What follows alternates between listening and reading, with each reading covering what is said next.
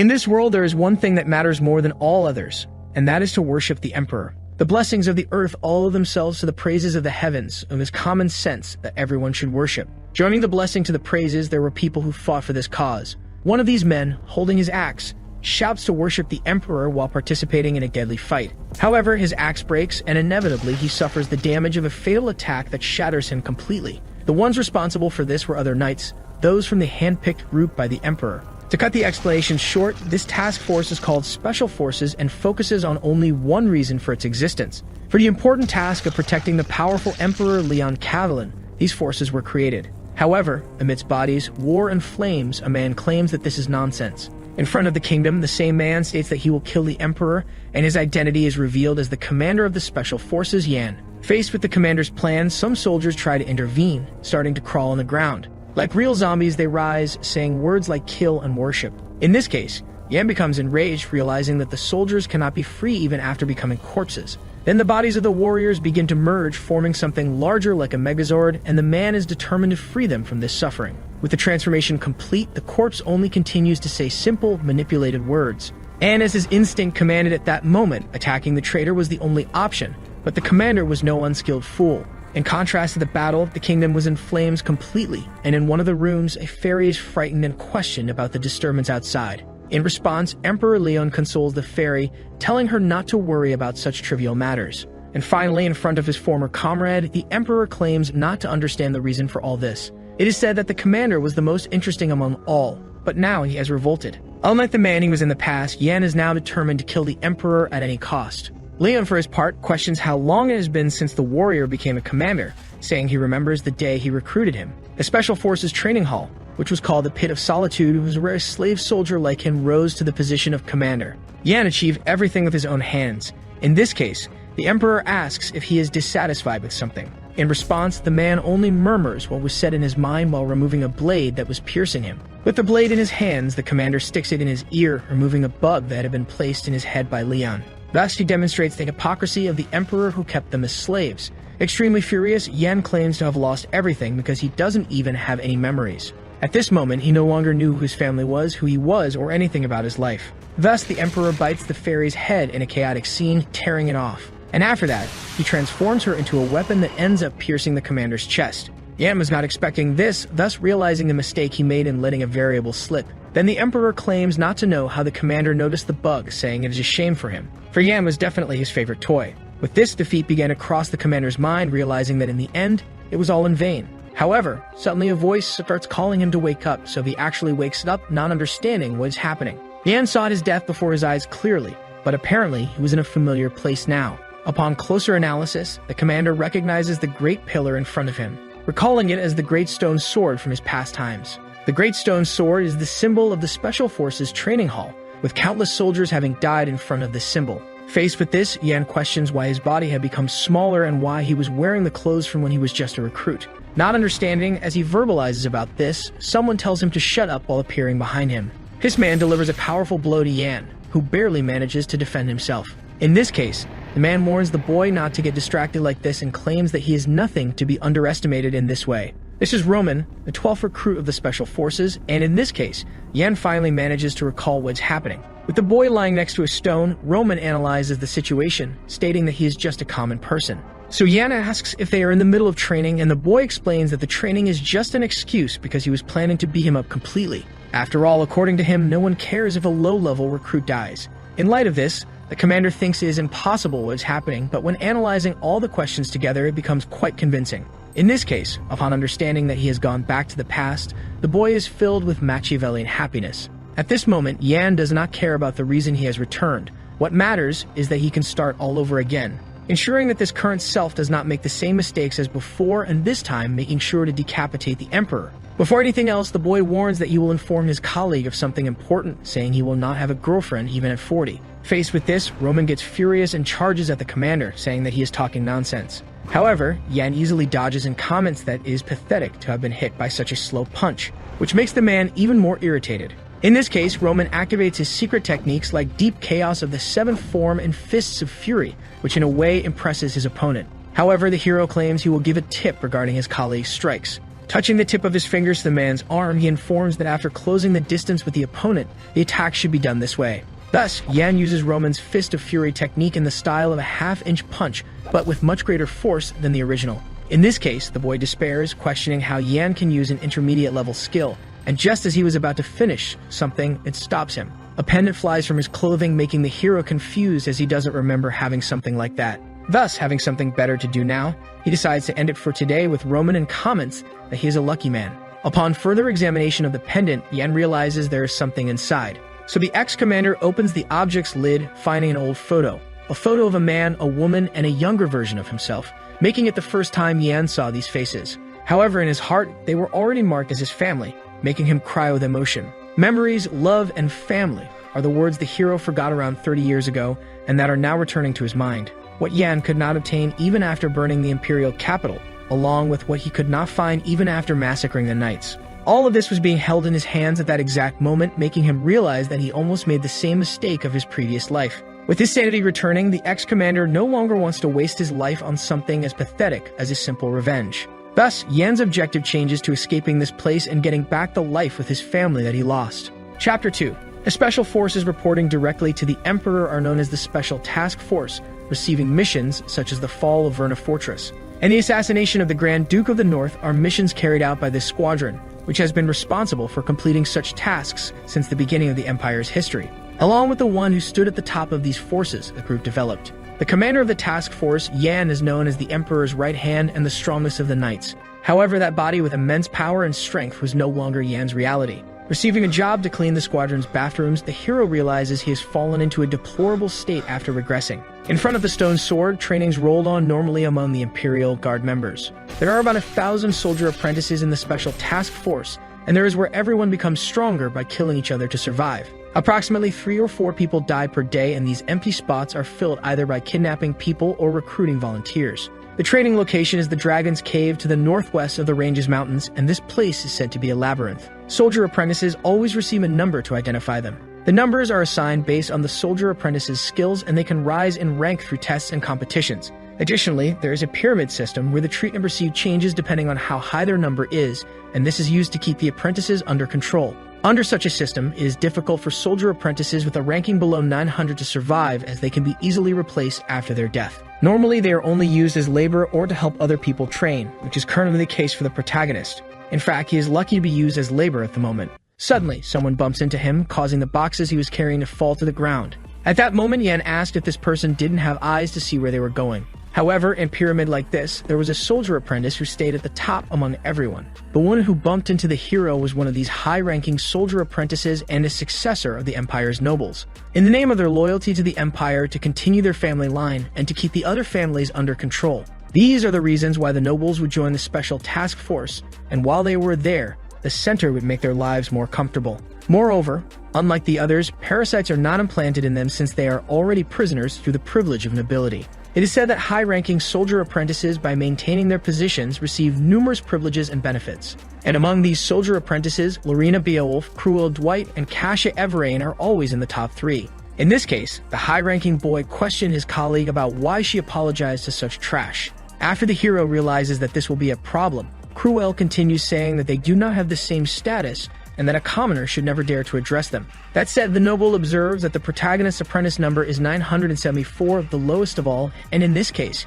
he mocks the situation, making the hero harbor a strong rage. However, knowing his place in the hierarchy, Yan lowers his head, stating that he should have paid more attention to who he was talking to and apologizes. Nonetheless, he still receives a cut on his cheek from Cruel, who explains that apologies are things common humans do. And this, according to him, is not the hero's case, who should beg and kneel for mercy. Faced with all that disrespect, the protagonist holds himself back a lot not to lose control, and the boy continues with the provocations. Cruel comments that the boy seems so surprised that he can't even speak, and meanwhile, Lorena hurried to pick up the dropped box to end the conflict. In the end, Cruel leaves, advising that the hero should start being more careful, and the girl, in turn, apologizes for the inconvenience. That said, Yan thinks it's good that they stay satisfied with their rankings as they have been, because the more they do, the more advantage he has. Back to work, the hero continues to carry those boxes around the entire castle. However, along the way, something catches his attention, making him stop for a moment. A few steps ahead of him, a strong killing intent is felt, as if someone were waiting to ambush the hero.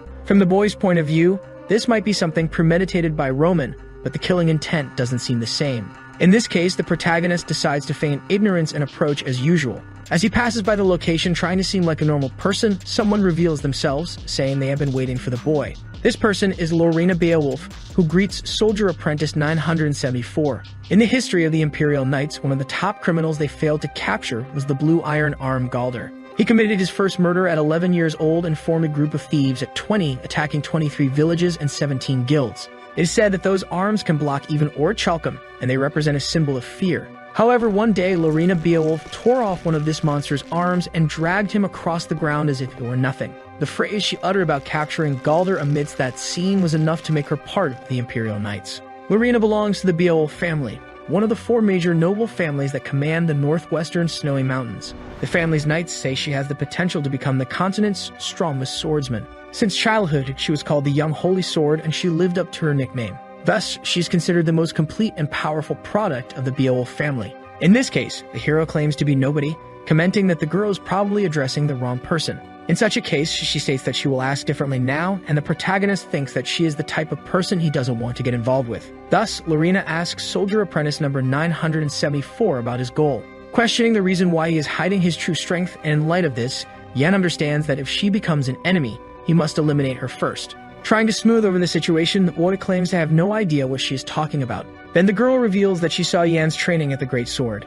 Initially, she thought it was a simple duel between 2 low-ranking soldier apprentices. However, she soon doubted her own eyes in the face of that spectacle. Having seen a half-inch punch that was entirely out of the league compared to the rest, Lorena questioned why an apprentice would know such a skill. In this situation, the hero realizes he made a mistake but continues to deny all the girl's claims. Then the girl apparently accepts the possibility of probably being mistaken, which makes the protagonist somewhat suspicious. Thus, the two prepare for a handshake of reconciliation. However, when Yan extended his hand, the girl redirected the movement into an attack. In light of this, the hero understands it to be a half-inch punch used to test him. However, an emotional attack like this is not something he can avoid given the situation. So to avoid raising more suspicions, he accepts the blow graciously, taking a powerful punch to the face. And so he fell to the ground, groaning in pain, questioning what he had done wrong. The girl, in turn, expected the boy to block her attack. However, he reiterated that he was not the person Lorena was looking for. Realizing her mistake, she apologizes, and the hero believes the best thing to do is act like a commoner who was unjustly beaten by a noble, making her feel guilty. Because with her personality, she probably won't suspect anything. To make up for her mistake, Lorena offers to help the boy with the boxes, helping to carry them to the final imposed destination. Along the way, the girl asks the protagonist to speak informally with her since they are both soldier apprentices, which Yan finds strange. Then the girl explains that she does not find it honorable for a high-ranking soldier apprentice to treat low-level soldiers like slaves. And she states that when she becomes the lord of a territory, she intends to protect the rights of the slaves there. All this talk makes the hero uncomfortable, but finally they reach the final destination and Yan ends up thanking her. However, before leaving, the girl comments that she hopes she's wrong about something, which puts the protagonist on alert again. Turning around, Lorena questions whether the boy saw her attack because at that moment, his eyes were following her hand. Thus, with a serious and intimidating expression, she hopes she is wrong about that too. Then she finally leaves, but not before warning that she will see Soldier 974 again.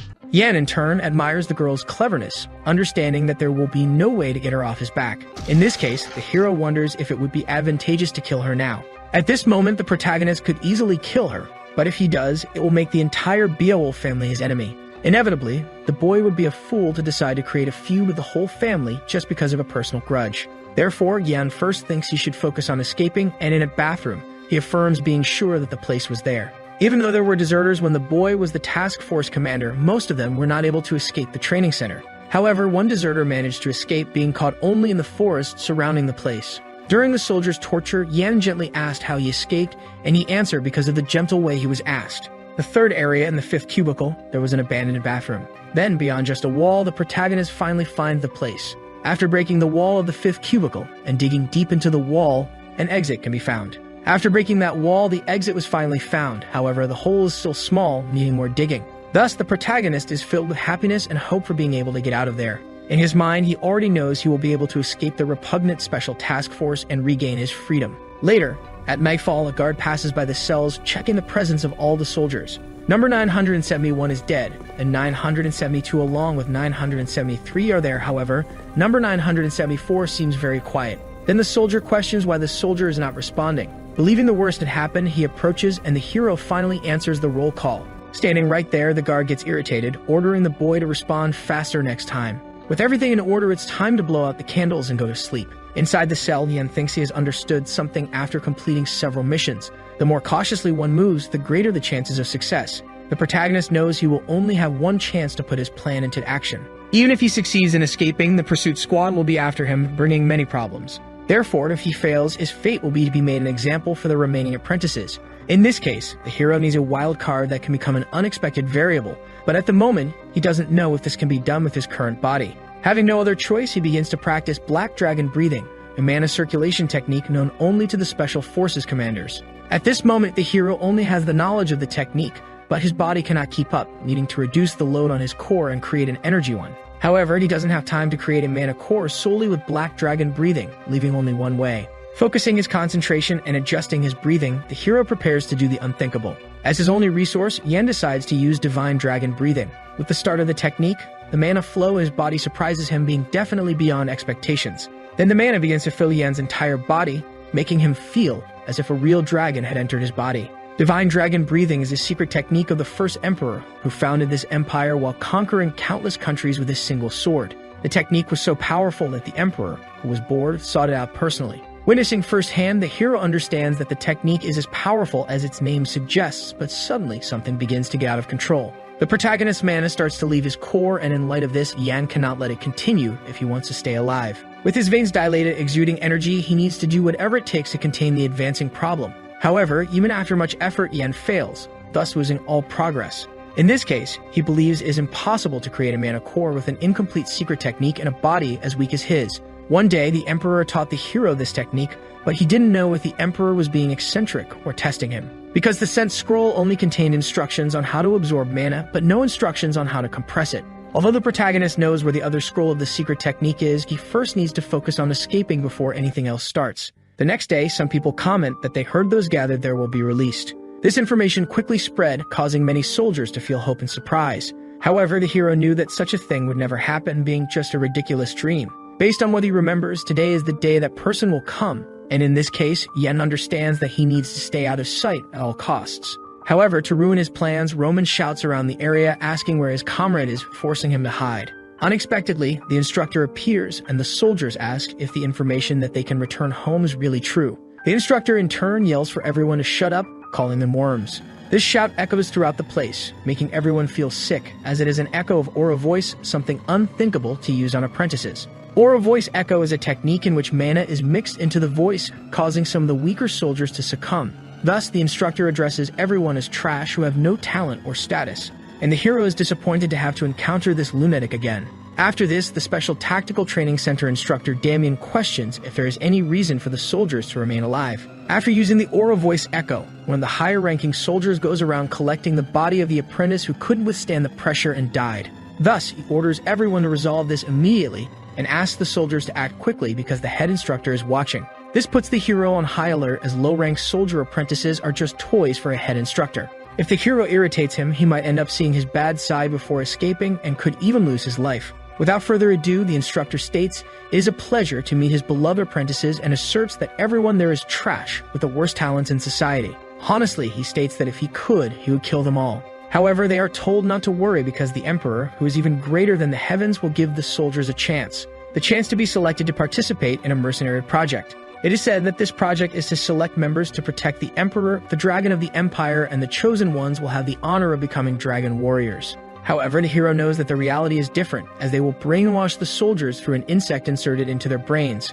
And the true objective of this project is to create puppets for the Emperor to control. To create people who can't even kill themselves without the Emperor's order. Thus, the instructor venerates the grandeur of his majesty and commands everyone to be grateful for his great mercy. Amid the applause, he praises that their reaction is better than that of the higher-ranking soldier apprentices. Yan, in turn, understands that he needs to be as discreet as possible. However, suddenly one of the soldiers raises his hand, saying he has a request. This is Roman, who asks if being a dragon warrior is really that good. Furthermore, he questions if by participating in such a project, he will have the chance to smash the instructor's mocking face. In response to this affront, he is struck by a light shot to his chest that pierces him. What was presented now was the art of snapping fingers, witnessed firsthand on the boy's body. After this, the instructor asks if he is okay because he thought he was very strong since he was talking nonsense with such confidence. However, it was clear that the man was just a simple insect, and at this moment, several soldiers gathered around their comrade to check the situation. From a distance, Yim understands that the boy will probably stop bleeding,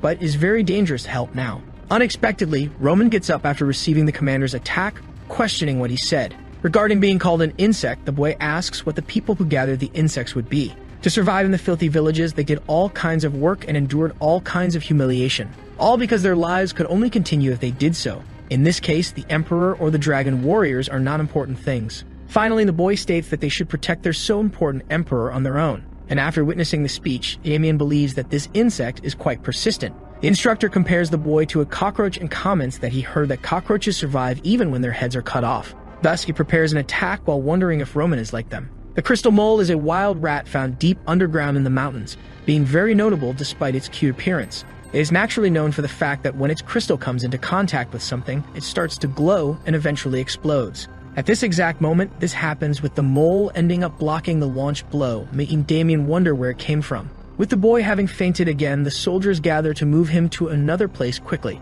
Then the hero thinks it was a waste to throw away a crystal mole like that. This animal was previously found in the abandoned bathroom, so the boy brought it with him in case he needed it. However, he never imagined he would use it so soon. Fortunately, the commander did not notice his plans, because if he does, everything until now will have been in vain.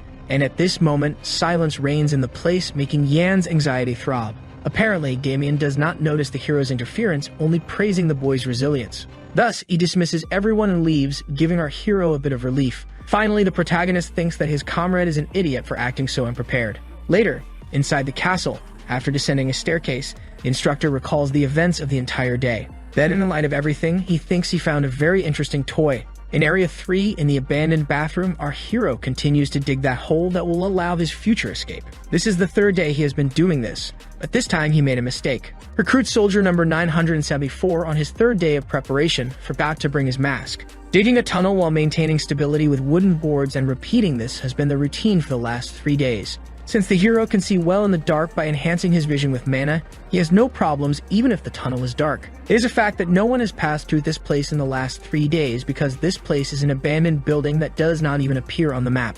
Given all this, the protagonist believes he is progressing faster than he thought. However, he gets something strange with his knife, generating a bright light that emits an imminent danger. Moments later, the roll column on the soldiers happens again, and the next on the list is number 974. Fortunately, the administrator finds the soldier present, but he smells something suspicious coming from him. In this case, he questions what the apprentice is hiding and orders him to remove his hood. Then the hero reveals that he accidentally broke one of the barrels while moving, causing waste to be thrown on his face. Upon hearing this, the inspector smells a strong stench of rot and promptly orders the soldier to leave. After some efforts to maintain cleanliness, the hero believes it is enough to get rid of the smell and is happy that no one suspected him. Moreover, he did not expect to hit the drain pipe among so many things, and it was at the level of dragon waste. However, there is no reason to panic. After all, the plan is progressing without any problems. During his preparation time, the hero gathered a dagger, a rope, and other tools for his escape. Additionally, his body is also prepared to a certain extent. Some time ago, Yan really thought he would die due to the intense training he did in a short period of time. But since it showed good results, it was alright, leaving only one more thing to do. Suddenly, the hero hears a conversation between two superiors. They say they heard Gale had his tongue cut out for laughing in front of an instructor. In this case, they decide to stay hidden for a while, and one of them comments that the commander will soon step down from his post, which makes our hero happy. With the instructor commander not around, this is very important information. Thus, the protagonist cannot let such a good opportunity pass. Secretly again, the hero heads to Area 3 in the abandoned bathroom. Now it is finally time to finish the escape tunnel before returning. However, suddenly Yan hears footsteps coming towards him, revealing the presence of someone in the place. Thus, the hero wonders who discovered his plans, considering it might be Lorena's or the commander's doing. Fortunately, the person in the place was Roman. Given this, the boy asks why his comrade seems so disappointed. In this case, the protagonist states that if the boy is following him, he doesn't have time to deal with him, which makes Roman furious for being treated like a stalker. Changing the subject, the hero asks if it's okay to walk around with those wounds, and Roman assures him that these injuries are nothing to him. However, at this exact moment, blood started to gush from Roman's chest like a fountain, and then the boy explained it was a pimple. Thus, Gen says he's glad it's just a pimple and leaves, saying he has better things to do. Given this, the boy smiles and comments that his comrade indeed seems very busy. seeing that he is digging a dog hole through the walls of the place to prepare an escape. In such a case, Roman questioned how wonderful it would be if the instructors found out, and so he asked Yan if he wasn't dying to find out. With his plan revealed, the hero activates his 16th form of dark chaos. Thus, he cuts his comrade's neck with a move called Shadow Hunt. With his life flashing before his eyes, the boy only questioned Yan's identity before dying, but he kept his expression cold and calm. That is, if the previous scenes were not just something the protagonist wished to do. Wisely, he understands that the best path is not this, and then the boy questions why his comrade is not saying anything. Roman asks if the protagonist is so nervous that he is mute, but he understands since he would be executed for trying to escape. In the boy's mind, it was clear that the hero did not expect to be caught by him. In this case, if he has nothing to say, Roman suggested that Yan beg to keep the secret. However, the hero questioned why he had to do that since the boy would not say anything anyway, which made him irritated and threatened to tell. Given this, Yan reiterates that his comrade will not tell because he hates the special forces more than he does. As shown earlier, Roman cannot hide his anger even if it might kill him. Having such a strong determination to return home, it would be unlikely for him to tell the instructors about an escape route. Totally without a chance because among everyone, Roman is the one who wants to escape the most. So with his speech finished, Yan asks if he is wrong. And in light of this, the boy admits that his rival is truly extraordinary, recalling that during their fight, he could vaguely feel it. If the hero had wanted, he could have killed him and he wouldn't be there at that moment. After that, the boy could easily differentiate the hero from the other rookie soldiers because the protagonist had a unique scent. Given this, the hero confirms his expectations, saying his comrade is his stalker. He denies it, so Yan questions why he knows about the tunnel excavation, which is answered due to the footprints left behind. When questioned further, it is explained that the training center is mostly made of granite, but he discovered strange footprints that contained lime. Moreover, the size and width of the steps were exactly the same as the hero's. In this case, the protagonist asks if his comrade was able to discover to whom they belonged and his plans with just this information.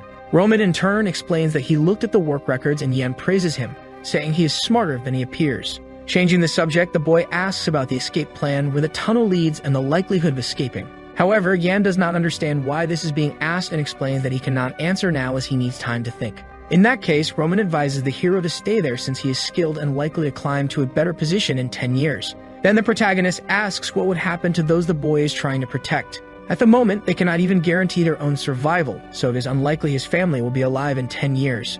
Ultimately, our hero explains there is no time to think, so Roman needs to decide now if he will join him because they will not be there in the morning. With his arms crossed, the boy now understands that the hero really has a plan to escape this place, which obviously he confirms, and then he asks if Roman is interested in knowing what it is. The rank difference between the two is 962 places. In this case, if they both escape, the instructors will definitely go after Roman first. It was really as Yan said, they would not be there after tomorrow because the boy would be dead. Given this quick reasoning, the hero is again surprised by his comrade's ability, which is indeed very different from expected. In this case, the protagonist asks not to complain because he is also taking a big risk and finally asks what Roman will do. With this, after thinking a lot about it, the boy understands he has no choice but to take the bait. Back at the training center, the instructor Damien hums before starting his speech. To break the ice, he comments that tonight's breeze is quite pleasant. Then, addressing the main topic, he explains that the reason for gathering everyone so late at night is to make an announcement. Such a meeting at a time like this would naturally cause some complaints, but is asked to think positively as the instructor has good news. Among the soldiers gathered at the place, high-ranking recruit number 32 Case and number 525 Marvin stood out. Dave in turn remembers that if he is not mistaken, the details of the test will be announced now. This is confirmed by Damien, who will now start informing about the date of the first test. It is said that the task is simple, with the soldiers having to go to a certain place, and there they will pass if they survive for an entire week. And amid the soldiers' distress, the test location is revealed to be the Blade Mountains, which was expected by the best. In the past, there was an adventurer named Nilfra. He knew of the existence of a medicinal tree that could cure his mother's disease and knew it grew in the place. Days before his adventure, the boy asked his mother not to worry because he would definitely find the medicinal herb. However, he ended up being crushed by the hostile nature of the forest. It is said that his mother waited for him until her last breath, but fortunately, the boy's mother did not know of her son's sad end before she died. The Blade Mountains contain countless monsters and were known to be a forbidden area even within the Empire. At the beginning of the Blade Mountains, you can find goblins, and the deeper you go, the more dangerous it becomes, encountering everything from large demi-humans rarely seen to giant monsters that only appear in stories. These are the monsters present in this evil place. Moreover, there were also monsters that the world did not yet know, monsters that even the world was still trying to discover. and there is one of them that lives in the deepest part of the mountains, called the Bat. Returning to the explanations, the instructor asks if the boys are excited. He fills with happiness just thinking about the number of insect-like students who will die next week. Suddenly, one of the manager's soldiers informs his superior that there is something to report. It is said that they received a communique, so they need him at the location, and in light of this, Damien quickly understands. This was the chance our hero was waiting for, and with the announcement coming to an end, everyone was dismissed. After the announcement, the hero thinks the inspector seemed quite upset, but he did not expect it to end so abruptly. It would be nearly impossible for the low-ranking recruits to survive the Blade Mountains, and in light of this, the other high-ranking recruits would be protected by the instructors. Suddenly, someone orders people not to get in the way and to move aside. Because Miss Lorena was passing by in this case, the mere low-ranking recruits could not dare to interfere.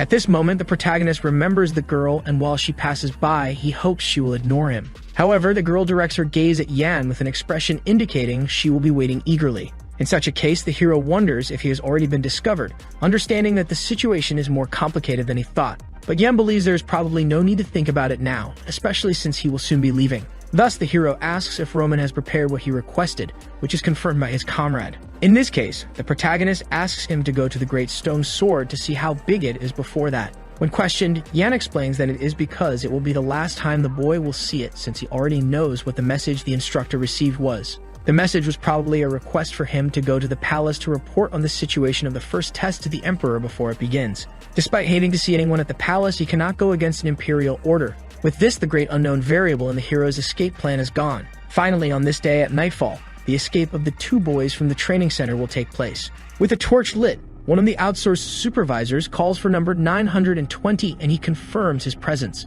As part of the routine, he notes down those who died that day and calls for the next ones. Finally, it is time for number 974 to confirm his presence, but initially he does not respond. In this case, the supervisor asks the boy not to waste his time and to respond quickly. Then, checking his clipboard for number 974, he appears behind him, ready to carry out his plan. Breaking the soldier's neck, the hero is now prepared to begin his escape plan from the training center along with Roman and two others. At this moment, it is time for the shift change, and in light of this, the protagonist orders his comrades to hide the body properly so no one will notice. Thus, Jake and Todd understand, saying they will take care of it quickly. After this, Roman reports to Yan that he brought two more as requested, and after being questioned about their competencies, the boy states that they are good. The boy, in turn, asks if the hero is planning to use them as bait, and the protagonist says he would never ask to bring them if that was his intention. To prove their skills, the soldiers claim they are not dead weight and are prepared to lose their lives, but the hero tells them to be quiet. So he asks his comrade to take a look at what is ahead because of this door that the hero needs more people. It is said that the protagonist cannot open it alone, thus needing the help of others. To go from the dormitories to the bathroom in the abandoned area, they will need to open these doors, but to do so, they need to step on two pressure plates and activate the external switches that control the doors. First, two of them will step on the pressure plates, and then the other two will go to the other side. Those who go will pull the switches and fix them in place. Then the two who stay behind will cross. Given this, Roman addresses Jake, asking if he is ready because as soon as the signal is given, they will step on the pressure plates simultaneously. After confirming he is ready, the signal is given, and the two step on the pressure plates, thus managing to open the door that will provide access to the escape. In this case, the hero asks Todd to come with him, and Roman asks how long they need to step on them, which is answered that they must hold until the signal is given. After some time, silence began to reign in the place, which made the boys start to suspect the hero's actions. Unexpectedly, the immense door suddenly starts to close, sealing the escape route. Thinking he has been betrayed, Roman punches the wall while calling the hero a bastard. Understanding that he intended to leave them behind from the beginning, the boy laments, saying he should have realized from the moment Yan went in first. However, the protagonist's voice is heard by the boy, asking if he was worried. Ronan then recognizes Yan's voice, and slowly the door begins to open with the hero complaining that his comrade couldn't even wait. Covered in blood, he declares that he would never leave anyone behind. Faced with this, Roman asks what happened inside for the hero to be covered in blood and where Todd is. In response, the protagonist says that both are fine, having only been delayed due to an unforeseen event. Initially, Yan believed that feeding him food laced with a sedative would work, but it didn't, revealing the unforeseen event as a large wolf monster. Yan comments that it was more uncontrollable than he thought, which impressed the boy with his comrade's strength. After that, the escape proceeded as planned, and using the passage dug in the abandoned bathroom, they could see the outside area of the training center. At the peak of the hill, a noise suddenly begins to be heard. It is our hero's arm breaking through the ground, thus finishing his passage through the tunnel. With this, our hero believes they did well, and Roman is still trying to get unstuck from the hole. There is still no presence of other people in the area because they have probably just discovered their escape, thus mobilizing the pursuit squad. Roman, witnessing freedom, comments that he can't believe they escaped so quickly, thinking it would take an eternity. In this case, the protagonist disagrees with the boy's view, saying it took a long time. Much longer than the hero could count, considering everything he suffered in his past life. Finally freed, one of the soldiers comments that it's been a long time since he breathed fresh air. With this, Roman asks the leader if everything will be over once they leave this place, and Yan advises everyone not to let their guard down because it is just the beginning. Looking at the only keepsake he has, the hero truly understands that this is the beginning of everything. Now we begin the journey for Yan to regain everything he lost and never even had the chance to have. Chapter 10. The Itrian forest is made of sequoia trees, and this great forest is spread throughout the northern mountain region of the empire. Yan explains that they are in this forest and need to run for 2 consecutive days if they want to get out, so Roman questions if it wouldn't be better for them to hide there. Because as the sequoia trees are tall, it is a fact that they can hide among them. However, the hero states that the number of monsters in the area makes it unfeasible. Moreover, at this moment, the hunting dogs are after them, and it's only a matter of time before they are found if they decide to hide. The pursuit squad is said to have about 20 members, which will be game over for them if they are found. Given this, there is only one way to increase the chances of escape, which is to disperse and divide the pursuit squad. If they decide to go in different directions, the men will have no choice but to split up, so each will have to deal with only 5 members. Hearing this idea, Roman gets furious, understanding that he will probably be the bait for being a higher-ranking recruit. In this case, our boy stated that his comrades should have done only regular training to avoid standing out so much. In the end, if the 4 travel together, they will certainly be caught, necessitating this plan so at least one can escape. Again, the order is given that they will run in 4 different directions and questions are opened. Among all things, Roman decides to question one thing he does not understand. It's a fact that everyone has a marked number, or else his little figurine was the only one labeled with the word idiot. Thus, with relevant questions, the protagonist decides to move on, contrary to Roman, who still wanted an answer. In the end, one of the recruits decides to thank Yan, saying that if it weren't for him, they wouldn't have been able to leave that horrible place. And taking off his hood, the boy declares that he will definitely repay him for the help and asks if they can interact in the future if they manage to meet. Initially, Yan thought this recruit named Jake was just a normal soldier, but he probably also had his own reason for fleeing. Considering what was said, the white-haired boy claims it's nonsense and says he doesn't want to meet any of them again. So the protagonist says that he acted very well as a captain, but that his heart is cold. To clear up the misunderstanding, Roman explains that what he meant was that the situation in which they would meet again would be when they were all caught. And in light of this explanation, Yan thinks his comrade sounds like an old man when he decides to lecture, wondering if he also regressed. Unfortunately, the protagonist states that Roman is right and that they will never meet again. Thus, with a strong wind, Yan begins to run at high speed to escape the area. Thinking his comrades must already be running with all their might, it's time for him to start making an effort too. Activating the divine dragon breathing, the art of mobility is initiated, awakening the wind steps ability. In this way, he shoots off like a flash, circling an entire tree and finally reaching its top. At the top of the tree, the hero has a peripheral view of the entire forest. After reflecting a bit, he understands that his body hinders him too much, making it difficult to even maintain the divine dragon breathing, although the technique itself is efficient. However, the hero should already be happy to compensate for this deficient body that doesn't even have mana flowing within it despite the strengthening techniques. But now the key question is how long his comrades will hold out, as the protagonist doesn't even know what he was expecting from those kids. Yan is the commander of the 5th Special Force, a man known for being the best in tracking, assassination, and espionage. So for now, he will see how good the special forces of his time are. Inside the training center, the soldiers still have no news of the pursuit squad. In this case, they panic because they need to capture the deserters. One of them says it must be done before the crazy commander returns, and another supervisor agrees, trembling with fear. However, Damien says that it will be impossible because that madman is already back. Thus, the supervisor who disrespected the commander starts to panic. The situation gradually becomes tenser, with the instructor casting a bloodthirsty look. However, he decides to relax, saying that things like this happen. And the soldier, in turn, begs 1,000 pardons, saying he was imprudent in his speech, but Damien comforts him, saying that people even curse the emperor. In this case, the instructor asks if this is the soldier managing the recruits' dormitories and comments that it must be difficult to find the runaway recruits. In response, the soldier assures his superior not to worry because the pursuit squad will capture them without problems. However, Damien questions the phrase "without problems." With a murderous expression, he asserts that there is already a problem. With his hands on the boy's shoulders, the commander-instructor presses him to the ground, breaking both his legs in several places. The situation becomes horrifying, with blood spreading everywhere, and the instructor explains that the boy didn't know about the escape plan. He didn't even know they had dug an escape route or that the boys had stolen the necessary items to flee. In this context, the responsible soldier begs his superior for forgiveness, asking for another chance. However, Damien puts his foot on his head, questioning this chance. Given all the facts, Damien states that he will not give the boy anything. In his last breath, the soldier still begs for his life to be spared. But the instructor comments that he knows who the soldier works for, ignoring the pleas for mercy. After that massacre, Damien orders another soldier to call back all the pursuit squads that went outside. From now on, he will take command to deal with this personally. When questioned, the instructor says it's because he found an interesting person,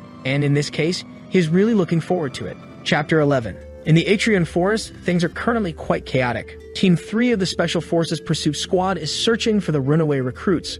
Amid the chase, their leader asked everyone to stop for a moment. With this, the leader was questioned about the reason for the stop and whether their tracks had disappeared. In this case, the leader denies it, informing them that the tracking is going smoothly. However, Team 3 leader Kelly asks her comrades if it doesn't seem abnormal that everything is progressing so well.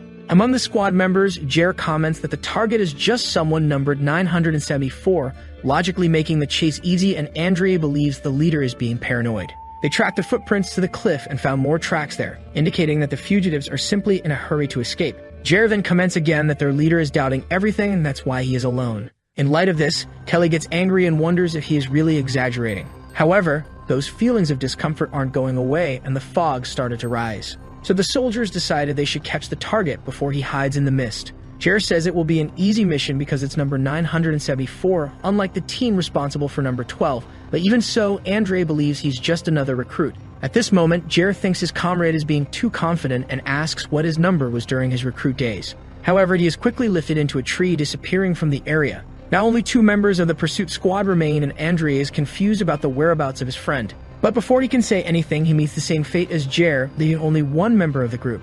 Kelly, in turn, turns his back, saying that his comrades are too noisy and that the fugitives would escape due to their chatter. However, paying closer attention to the scene, the leader notices that his 2 comrades simply disappeared. Without making any noise, the 2 vanished in an instant, so Kelly understands that it was his bad feeling. However, he still refuses to believe it because not even number 12 would be able to take down the instructors. In this case, it was unlikely that number 974 could do anything. At that exact moment, while he was thinking, the hero appeared behind the man to finish him off, but Kelly manages to react at the last moment. He launches his spiral/attack, cutting an entire tree in half. The leader then gets irritated by the brat's arrogance, questioning if he expected that attack to work a 3rd time. However, a line circles the leader's neck, capturing him without his notice, and he is lifted off the ground. Realizing the wire too late, Kelly starts to agonize as his neck is crushed. In this case, everything starts to make sense. The footprints and pieces of clothing were not real tracks. These things were actually bait set to trap them. Thus, in his last moments, the leader only questions how a mere number 974 could defeat them. Kelly shouted that it was impossible for his entire team to have been eliminated, while the hero managed everything from behind a tree. With the remaining strength, he uttered the names of Andre and Jer, but he met the same fate as the 2, with the annihilation of Team 3 resulting in complete success. Looking at his knife, the hero believes is a good weapon, suitable for use as it is discreet. Initially, he thought it would be difficult, but everything went smoothly, and in the end, the protagonist believes he can fight without problems if he uses body-strengthening techniques. However, he first needs to leave the forest before the fog completely envelops it, so the hero spreads the blood of the pursuit squad throughout the area. It is a fact the hunting dogs will smell it and come there. In this case, the protagonist thinks it would be better if he could hide his scent. In his hand, he holds a moss plant that produces a poisonous fruit and contains leaves and flowers with a very strong smell. The hero's plan is to crush the leaves and spread them on himself, as even the hunting dogs hate this stench, making it erase his scent. The priority now is to hurry because the longer the protagonist stays there, the harder the escape will be, and it is said that not even he could escape if surrounded. Suddenly, something catches Yan's attention. Nearby, smoke is clearly visible on the horizon. Climbing a tree, the hero believes the pursuit squad wouldn't do that, so it might be the work of Jake and Todd. The protagonist criticizes the decision to camp in such a place because at this rate, the worst will happen. However, he understands it's not the time to worry about others as he brought them to use as bait. In this case for Yan, it's better that they draw attention this way. However, the hero remembers his last moments with his comrades and decides to contradict his thought, heading toward them. Yan thinks it's probably more advantageous for them to be alive now, and activating his mobility art, he believes he just needs to get rid of the tracks. Suddenly, chills begin to run down the hero's neck, and he can feel everything. The eyes of death, which he has witnessed many times on the battlefield. At this moment, the protagonist can sense that something is behind him, watching and preparing its claws. Chapter 12. After feeling that murderous intent behind him, the person responsible is pleased that the hero took the bait. It is said that as soon as he met him, he knew he was an interesting person, wondering if something interesting would be shown. Like the fluttering of the small butterfly's wings, in the end it can cause a hurricane. The one responsible for the murderous intent is Damien, who is pleased to be right in his judgment. The protagonist, in turn, wondered what brought the instructor there, and the instructor himself says it's a pleasure to meet recruit 974. Thus, our hero understands that things from now on have become extremely complicated. In the forest, clouds suddenly begin to gather, and a thunderstorm configures a strong thunderclap that causes a rumble in the area. In light of this, the instructor comments that it seems a huge storm is approaching. However, the hero still hasn't confirmed what was in front of him. Instructor Damien was supposed to have been dismissed and couldn't be there now. It is said that before he regressed, he definitely returned later than expected. There were even rumors that he almost got arrested after causing trouble at the palace. So the protagonist reaches a cruel conclusion. The future has changed. At this moment, he wonders if his actions caused this, but he doesn't understand which one could have, as he can't think of any that would influence the instructor. The small cracks created by the different actions the hero took ended up destroying the original future. In this case, to break the ice, Damien asks what the apprentice will do this time, whether he will use a mole or a lightning rat. Inevitably, now the protagonist discovers that the instructor saw his action, and he explains that anyone would notice. However, he is still surprised that the boy acted in such a short time, thus praising his quick and impressive thinking. At first, the instructor was confused, but soon realized that initially he thought there were only worms there. However, among all those low-ranking apprentices, there was someone interesting hidden. Thus, the protagonist understands his mistake, regretting having interfered at that moment. He doesn't know how many changes he caused in the future, but this was certainly the worst possible scenario. However, Yen believes he's not sure because, although the instructor is known to him as one of the 3 continental swordsmen, this recognition only happens in the future. Even so, he doesn't know about his current state. Witnessing the hero's gaze in this scene, Damien praises him and claps, saying he's the best among all. Laughing, the instructor asks if the hero is thinking about how to kill him, commenting that it has been a long time since someone did that to him. Continuing to laugh, he explains that normally people think about how to run away, now being truly speechless. And to compose himself, he apologizes for having gone overboard, and in this case, the instructor decides to give the apprentice a special opportunity. Thus, he asks the soldier to try to kill him and promises that if he does, he will give the desired freedom, which surprises our hero. In this case, Damien thinks the boy is really interesting, having a different look at the moment he mentioned that. It is said that he had never seen someone like him before, a mere low-ranking recruit who was able to kill a beast and annihilate the pursuit team that was after him. His decision-making skills, boldness, resilience, techniques, and attention to detail are all at a different level compared to the common trash. As if he were born with the purpose of being part of the special forces. If he grows at this rate, it is impossible to know what kind of monster awaits them at the end. So now the revelation of everything begins with Damien silently pleading for the student to show all his skills. However, contrary to what was expected, the hero kneels and cries out, asking the Lord to help him. An atmosphere of disappointment and confusion is created, and the instructor is completely bewildered. Chapter 13. Yan, in tears, questions if this is really the commander instructor and explains that he has poor vision, so he can't tell who the person is. He also says he had no intention of escaping but was dragged by the soldiers because they said they would kill him if he refused to follow them. However, they abandoned him and suddenly left alone. With this, the hero said he thought everything was over until he found an instructor. Damien, in turn, questions if what is being said is that he was dragged there by force, and the hero confirms. In explanation, Yan says that number 12 planned everything and that all he did was insult the instructor whenever he had the chance. Thus, Damien says he understands but thinks this is a really flimsy excuse. And with this said, the hero continues to cry non-stop while pleading with his lord. However, the instructor knew what he really wanted, showing a hidden weapon that the protagonist would use after making him lower his guard. With the boy's plan discovered, the instructor says it is disappointing, but at that moment, a blade stealthily approaches his eyes. Damien narrowly managed to dodge and understood that the second projectile was launched at the same angle, making the first one a distraction. A physiological trick expecting him to dodge the first one. With the attack concluded, the protagonist is no longer seen by the instructor, who believes that escaping was the main plan. But it is said that this line of thinking is wrong, and unexpectedly, the hero appears behind Damien, saying that what he really wants is yet to come. The instructor is startled, not understanding when the student got there. But Yan doesn't give his opponent time to react, activating the deep shadow of the 15th form, the Shadow Elimination Slash. Unexpectedly, the hero retreats, realizing that his enemy dodged his attack. A black mist covered him to protect the instructor's body. So now, it is Damien's turn to attack. After much dodging, the protagonist manages not to be hit by the numerous shots launched. He thinks that the instructor is still chasing him and cannot get rid of him at this rate. In this case, holding his blade, the hero imbues it with a white light called Deep Shadow. Yam then activates his secret attack ingestion art, but due to the intense pressure, his dagger shatters into several pieces. Given the skills displayed, Damien decides to withdraw what he said about letting the apprentice go if he defeated him, because he couldn't let such an important toy go. A toy like this, the best among all.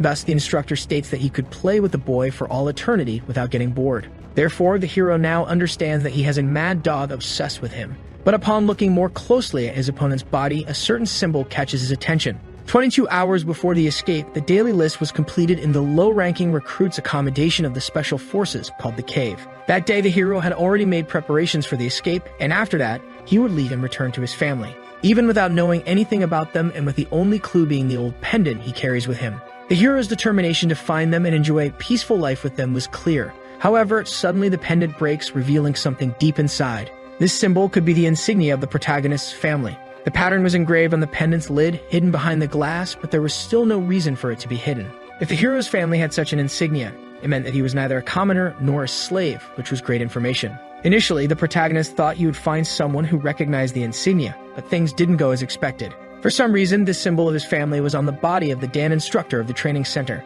Chapter 14. Damien complaining about why his opponent stopped so suddenly, the hero understands that he found the insignia stamped in a totally unexpected place. In this case, he questions if his family is the same as the instructor's but believes it is not possible. At this moment, seeing that the student will do nothing, Damien decides to take the lead in the battle to finish him off. However, the protagonist, though deep in thought, is still paying attention to the battle, and before anything else, lands a kick on the man's face. Thus, he questions if he hit squarely, but the instructor easily defends and says that it was powerful, asking where he learned things like that. In response, the instructor believes he should show what he can do as well, thus activating the deep shadow sword of blade suppression. Several blades rise from the ground to pierce the hero from below. However, Yan manages to defend himself despite having part of his clothes pierced. At this moment, the instructor acts as if he is playing with a doll, as the killing intent in these black blades is not the strongest. So the protagonist thinks that maybe he can escape when the instructor lowers his guard, but he will not be able to discover that insignia if he flees. It is a fact that if Yan is involved with her, a great rebellion is about to happen across the continent in the near future. This rebellion, known as the Armenia Revolt, will last for 10 years and countless nobles will be massacred, with the effects being substantial enough to threaten the life of the imperial family. However, even such a great rebellion was suppressed by the emperor's sword, who, after executing all the people who instigated the rebellion and their families, burned them. It was said that the fire burned for 20 days, and thus this event was called the 20 Days of Twilight. The main suspect was the emperor's illegitimate son, and there were many rumors about why he instigated the rebellion. There were several rumors about the reason for the rebellion, but no one knew the truth because all relevant records were erased. All those who remember him referred to him as the Continental Swordsman and instructor of the Special Forces Training Center. Damien says he can hear the hero drowning in thoughts even from afar, indicating that he is not focusing on the fight. The protagonist, in turn, thinks that if his family is directly related to him and the Armenia Revolt, his family could simply cease to exist. In this case, he must prevent that from happening at all costs, so Yan decides to stay in the Special Forces and become indispensable to the instructor. Needing something to attract him, the hero says he is impressed with the instructor's skills as he never thought he would find him on his own. Therefore, he said that the Special Forces captain would be happy to see Damien's hard work. However, the attempt to flatter the instructor backfires, with Damien having the opposite reaction than expected. The instructor grabs the protagonist by the face and takes him with him, throwing him into a tree, very irritated by the joke. This simple move makes the forest begin to crumble due to the immense power of that commander. After being swept across the ground, the protagonist agonizes in pain and remains leaning against a tree on the ground. Damien holds him by his clothes, saying he was considering being gentle, but the boy has a rather arrogant mouth. He then questions if he doesn't value the life he has, and as he lifts him off the ground, Yan states that even an arrogant person like him can be useful sometimes. In this case, the instructor wonders what the boy's usefulness could be. Then Yan responds, saying he knows the Special Forces captain's weakness, which can be used to end his life. The instructor questions how a mere apprentice could know such a thing, but the hero simply says the answer is in Simons County at Crossing 52. It is said that it is there where the instructor can find the Special Forces captain's weakness, leaving the commander incredulous. A few hours later, back at the Special Forces Training Center, as he walks through the corridors of the place, the instructor starts to get dressed, and he complains about his tight clothes, saying he never thought he would throw away his precious suit like that, but there was no avoiding it. Thus, an aide asks his lord what they should do with the 3 previously mentioned people, and Damien just orders them to be thrown back into the cave. The aide understands, but when the instructor is about to say something more, he is interrupted. A certain person at the top of the staircase says his comrade is acting as if he is busy. Finally, he meets the instructor and says that he actually has all the time in the world. But he questions the possibility that the commander instructor is just a lazybones, giving him the opportunity to respond. In light of this, Damien questions what brings the Special Forces captain, Rodrigo Meyer, there without any prior notice. This man is number one among all the soldiers and asks how the training center has been recently. The instructor, in turn, explains that it is running perfectly. The captain comments that it is different from what he heard. Damien retorts, saying that perhaps the captain has heard the rumors that the standards of the recruits are better than the actual squad members. However, Rodrigo denies this, saying it is absurd, and explains that he came to take a look because the quality of the members who came from the training center was horrible. Thus, the instructor counters again, saying that it's not their fault because the one to blame is the squad leader who can't manage his own members. In this case, the captain thanks him for the advice, saying he will take it into consideration. Despite the seemingly polite conversation, the tension between the two increased more and more, with the mana released into the air being capable of shaking the entire environment. Even the pillars are shaking due to the enormous pressure the two are emanating. The man in the hood thinks that the pressure is so intense that weaklings would immediately faint. Rodrigo then suddenly states that he didn't attend the Imperial family's morning meeting as he heard from the others. Damien replies, saying that he has more important matters to attend to than such unnecessary formalities, so Rodrigo asks what important things he is talking about. Rodrigo tells him that there is no such thing as more important than showing respect to the Emperor. He then states that he knows the reason he must have been acting so rudely. Damien wonders what it is since the captain is so sure of it. The captain says that he is acting rudely due to the certain blood that flows in him, which garnered an irritated reaction from him. Rodrigo also mentions that he heard that he missed the meeting due to escaped soldiers. Then he berates him for not being able to handle weak trainees. The captain then says that he will take care of it, to which Damien replies, saying that the captain must have been mistaken about something. Damien mysteriously states that there are no escaped soldiers as he walks away. Rodrigo doubts his statement and deems it impossible, but he responds, saying that his hearing must have gone dull due to his age. He explains that the soldiers simply went out to prepare a test. Then he asks the captain if he saw any insects, to which the captain asks what he meant. Damien menacingly says that he is trampling these insects in the training center until their death, but their numbers are endless, so it's getting troublesome. His words unsettled the captain, which left him speechless. Damien continues and says that he already found the insect's den and that he will be able to exterminate them all. He then bids goodbye to the captain as he gently walks out of the place. Once he left, he rambles to the hooded man that the indigestion he was experiencing went away once he saw the old man's shocked expression. He then changes the topic and asks if what the hooded man told him is all true, and if it isn't, then he should know the consequences. The man takes off his mask and assures him to not worry, and that he will know once he investigates it. Damien looks back in suspicion, but he does not say a word. The man is revealed to be Yan and tells him confidently that the information he has is all correct. After their discussion, Yan recalls his childhood where he lived at a place named Simon County at Street 52, which is an often neglected street. The houses there look dirty, as if it was exclusively for commoners. Outside a house somewhere, a boy shouts to get someone's attention. The boy is Yan in the past who asks someone to open their windows and that he will show them something interesting. He excitedly tells the person in the house that he caught a huge rat and that it is super cute, but the window still doesn't open as the street is very dangerous for children. So Yan continues to ask whether there are any people in the house. He asks again if there really is no one home. Suddenly, someone responds from the house. As the window opens, the person inside tells him that no one would be interested in seeing a rat. The person inside is revealed to be a little girl who also states that she would like to see a squirrel instead of a rat. She then smiles warmly from inside, and it is also revealed to be a Special Forces captain's daughter. Back at the instructor's office, Damien hears his story, and he starts giving his judgment. He reiterated that Yan played with the captain's daughter when he was young, to which he affirms. Yan also adds that there weren't many children, so they all knew each other. Damien becomes a bit suspicious and states that it is a huge coincidence that Yan knew the captain's daughter. Yan replies, saying that it is indeed a coincidence, while thinking to himself that he doesn't expect him to believe such a lie, though he also thinks that he needs to make him believe such a half-baked lie, since it would lead to a situation where the captain and the instructor would be at each other's throats. Although Damien has been searching everywhere for the captain's weakness, he still couldn't find it. Yan's proof of believing that he still hasn't found it is the instructor's face when he told him about the location. Damien asks if he did know the daughter's location, then why would he think that it's the captain's weakness? Yan explains that he heard it in person, to which Damien then asks him to elaborate. Back to his story, the girl tells Yan that she is leaving, so he asks why she would do so suddenly. She explains that there are a lot of bad people after her dad, so they are looking for her as a way to threaten him. And then a few days later, she was taken away by people in black clothes. Yan states that he only knew those men were Special Forces once he came to the training place and that her dad is the captain. Damien hears his story and acts unimpressed at first,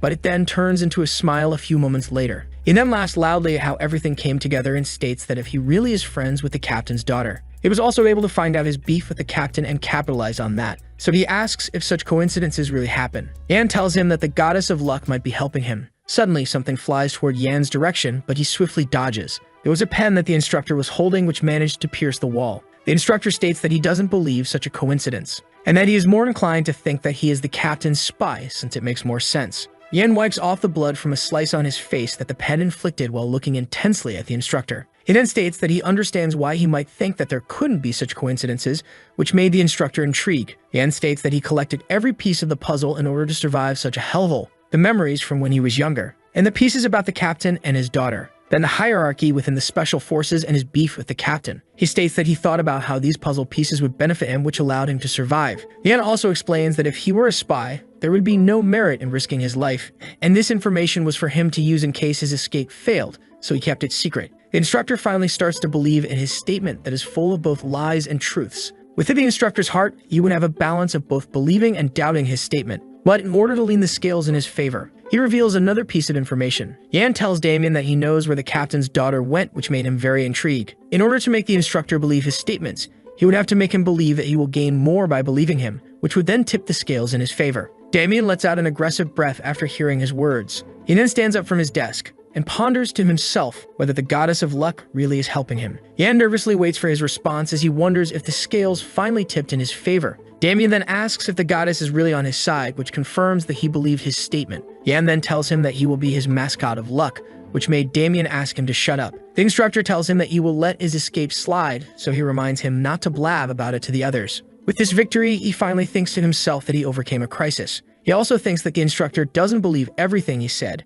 but it is enough for now since he would get closer to him in the future. Yan apologizes for disturbing him and wishes him a good rest, to which Damien lightly responds. After Yan left the office, the instructor is left wondering how such a person is ranked 974. He thinks that the other instructors have really messed up their vision, or the examination system is flawed, but he suddenly sees a document that catches his attention. The document is holdings about Yan, which made him smile in excitement as he saw an interesting piece of information in his files. He's impressed with the information, which seemed to solve the mystery of why he was ranked 974. A week then passes since the escape. At the Blade Mountain ranges of the demonic realm, the Special Forces' first trainee soldier exam will now start. This place is a restricted area in the Empire. Since this area is where all sorts of terrifying monsters roam around, it is an absolutely dangerous place. During the exam, a swamp goblin attacks the trainees with his run-down sword. A trainee then attacks the goblin with a sword, which manages to strike it straight in the face, which also sends the monster's head flying. The trainee that defeated the goblin is surrounded by other trainees for support. They then celebrate as they catch their breath, saying that the demonic realm is easier than expected. The cautious trainee asks them to calm down since there might be other monsters, to which they respond saying that they already killed all of the monsters within the vicinity. He then explains that they would pass once they get through a week in the demonic realm, so they can now relax at this rate. The cautious employee tells him once again to calm down, but now with a more serious expression, which prompted the excited trainee to apologize. He reminded his excited colleagues that there are other requirements to pass the exam, which is to kill monsters and gather their demonic crystals. So their scores would be determined by the amount of crystals they gather, which could allow them to climb higher than the 4 great families. The cautious trainee then orders them to cool their heads so they can now start killing monsters again. As he speaks to the trainees, a monster's hand approaches, which twisted the cautious trainee's head backward in an instant. His allies are terrified at what just happened and could only watch in horror as their comrade died. They then order the big monster to stay away as they wonder where such a big thing came from. The monster speaks incomprehensibly with his eyes out of focus. While playing with the dead trainee's corpse, the monster is a mutated ogre that conceals its presence with mana before approaching its prey. After playing with the corpse, the monster then throws the body away, then swiftly swipes his hand towards the trainees, which kills both of them in one attack. Their corpses are then sent flying all over the place. A magic orb allows the instructor to spectate the test in detail, which made them see such a gruesome scene. Damien laughs loudly as he sees the trainees get murdered brutally. He then announces that the first team of 30 members is now wiped out, so he reminds the trainees to be careful in the test since cleaning up bodies is troublesome. Damien tells them that 50 more trainees will be sent to the warp gate in 5 minutes, so as to not waste more time. The trainees reply in agreement to his words. Yan is with the trainees and thinks to himself that he is still getting dragged into the demonic realm. He then notices that the instructor looks pretty happy, which leads him to think that he has trusted troops to scout the location that told him about. Though there are traces of the daughter in that location, there is nothing but concrete left in it. Yan then believes that he needs to get outstanding scores in order to get closer to him. And to achieve that, he would need to improve his body since there is a limit to how much he can grow with an incomplete divine dragon's breathing technique. So now he thinks that being sent to the demon realm might not be so bad after all, since there are still 2 treasures hidden in the demon realm, which could allow him to grow his strength even faster. Suddenly, the instructor seems to be shouting at the platform about something unexpected. Yan wonders what it is since it is rare to see the instructor this surprised. They then kneel down on one knee and order the trainees to also pay their respects. Someone then suddenly walks for the platform, and it is revealed to be the future ruler of the Kavalan Empire. Yan recalls something from the past, which is that about 500 people will die due to the first test and that there are no other noteworthy events, meaning that the Crown Prince Leon did not appear in the past. Yan is distraught and looks fiercely at the Emperor while wondering why he was here. He could not have possibly forgotten him thanks to him murdering Yan. The Crown Prince then greets the trainees. Yan feels rage as he sees the face of the person that played with his life and the face that he saw right before he died. Due to his rage, he could not stop looking intently at the Emperor. The Crown Prince introduces himself as Leon Kavalan while standing gracefully in front of the trainees. They then pay their respects and bend on one knee after the introduction. But Yan is still burning with anger and is struggling to keep his temper. Prince Liam starts speaking and orders everyone to be at ease. He then fiercely proclaims that the trainees that want to get out of the place should raise their hands and that he will guarantee their safety if they do so. The Crown Prince continues and says that anyone who has been dragged against their will to this place will be given freedom. Yan is confused at what the Crown Prince is suddenly saying and stares blankly. He wonders how the Crown Prince has suddenly changed as he wasn't behaving so gracefully in the past. Yan then recalls a scene from his past where he is reporting to the Emperor about his special forces team successfully invading the enemy's territory. They are at the Emperor's residence, which is located at the capital Avalon, as Yan reports that the team successfully completed their objective. The Emperor praises him for the good work that he has done. Yan then tells the Emperor that he will be sending reinforcements quickly, which makes the Emperor question him. He explains saying that the team they sent is small, so it is impossible for them to make it back alive if they don't send reinforcements. Leon then states that he should instead leave them alone so that they can sacrifice themselves to kill more enemies, which Yan swiftly opposes, saying that they cannot simply abandon the soldiers that fought valiantly. The Emperor then states his reasoning and tells him that the world is like chess. There are different pieces, which are the slaves, citizens, knights, and nobles, and all of them exist for the sake of the Emperor. So for the sake of one king, hundreds and thousands of humans will be sacrificed to ensure his survival, which is the ideal world for him. The Emperor ably smiles, saying that there is no greater honor than to sacrifice their lives for his sake. As Yan recalls the scene, his face warps in anger at his despicability. The Crown Prince continues his speech, saying that the children of nobles have entered this place in order to attain power. He then orders them to return unless they want to face him when he ascends the throne. The trainees look at each other, questioning whether what he is saying is really true. While Yan is stuck thinking about what happened for Leon to act so kindly, Damien then tells the prince that the trainees are in shock after listening to his speech, to which the prince swiftly responds, saying that they should stop such an unethical project. The commander-instructor explains that the special forces exist to protect the Empire and the Emperor, which triggers Leon. And he says that what he said is simply ridiculous, since the Emperor exists for the people, and he questions the purpose of the crown, and its only purpose is to drive the people into life or death situations. He then confidently states that there is no meaning to having such a crown and that he opposes that kind of thinking. Leon tells him that such evil practices should be gotten rid of, to which Damien opposes, saying that the Emperor already approved it, which makes it completely legal. The Crown Prince then questions its legitimacy. He then asks the trainees if anyone has volunteered for the test. Otherwise, he shall stand down. The trainees murmur, saying that there shouldn't be anyone who would volunteer for such an exam. Leon then shows Damien that no one has stood up, which quickly irritates him due to the prince's idealism. But suddenly, one trainee stands up and calls the Crown Prince. It is Yan, and he confidently introduces himself and states his number. Then he tells the prince that he would like to volunteer for the exam. Leon thinks for a bit and realizes that his number 974 sounds familiar. The Crown Prince then asks him why he would not like to get out of the special forces since they are treated badly, to which he responds, saying that they really are being treated badly. But he also states that there is something that is given fairly regardless of rank. He fiercely yells that it is the qualification for them to risk their lives in order to ascend higher. Yan stares intensely at the Emperor and states that he will participate in the test in order to get something that he wants to achieve. After hearing his answer, Leon calls the commander-instructor. He then tells him that he has taken in a soldier that he doesn't deserve. Leon also tells him to continue the test since he cannot go back on his words, but on the condition that he will observe the whole process on the sidelines, to which Damien agrees. The commander-instructor then orders the trainees to repay the prince's kindness with their lives, which garners everyone's agreement. As the trainees go towards the warp circle, the instructors carefully explain how the gate works. They say that they will enter the mountain ranges via the gate, and that once they enter, their locations will be assigned. They then remind them that bodies sometimes disintegrate due to transmission errors, but they assure them not to worry about such things. After the other trainees enter the gate, it is finally Yan's turn to go. They started the countdown once he stepped into the warp gate. As he is being teleported, he thinks back again to the fact that Leon didn't come to the training center at this time in the past. He also wonders why he is completely different from the Emperor than he knows of. The countdown then reaches its end, which begins the transmission of his body. As his body is being transmitted, he wonders what happened to the crown prince. Moments later, he is finally transported into the demon realm. The transportation is a success, seeing that he is slowly being integrated into the place. Yen checks all of his limbs for good measure and finds that it's all intact, so now he is ready to go. He complains that he is teleported to a place where no one is around, but he quickly moves on and decides to search for a weapon. But he stops in his tracks after noticing a certain smell. He is at the Valley of Wind in the Blade Mountain ranges, and he remembers the smell of the valley, which is a mix of demonic energy and sulfur. Not long after, he also hears something from behind. It is a monster, and it swiftly attacks from Yen's back. In another area inside the demon realm, a cockatoo griffin is rampaging all over the place. The scared trainees are trying to run away since they might get single-handedly taken out by the griffin. A scream is let out by the griffin, which is quickly stopped by someone as they slice its face straight in half. The one that attacked is none other than Lorena, who used the 15th form of the Dark Soul Arts. As she attacked, her eyes remained calm and her gaze as cold as ice. The other trainees thanked her for helping them afterwards, since they would have died if it weren't for her, but Lorena shrugs off their thanks and instead asks if their team is made up of low-ranked trainees. They answer saying that their members' ranks are mainly around the 700s, so they were trying to get out of the valley since too many of them are injured. The weak trainees then ask if they can follow Lorena until they get out of the valley, to which she coldly replies, saying that it doesn't matter either way, but they thank her regardless. Lorena is thinking deeply to herself and wonders where Yen is, since there is no way that he would already be dead. She thinks back to the bold attitude Yen showed and ponders why he is trying so hard to keep the test going. Suddenly,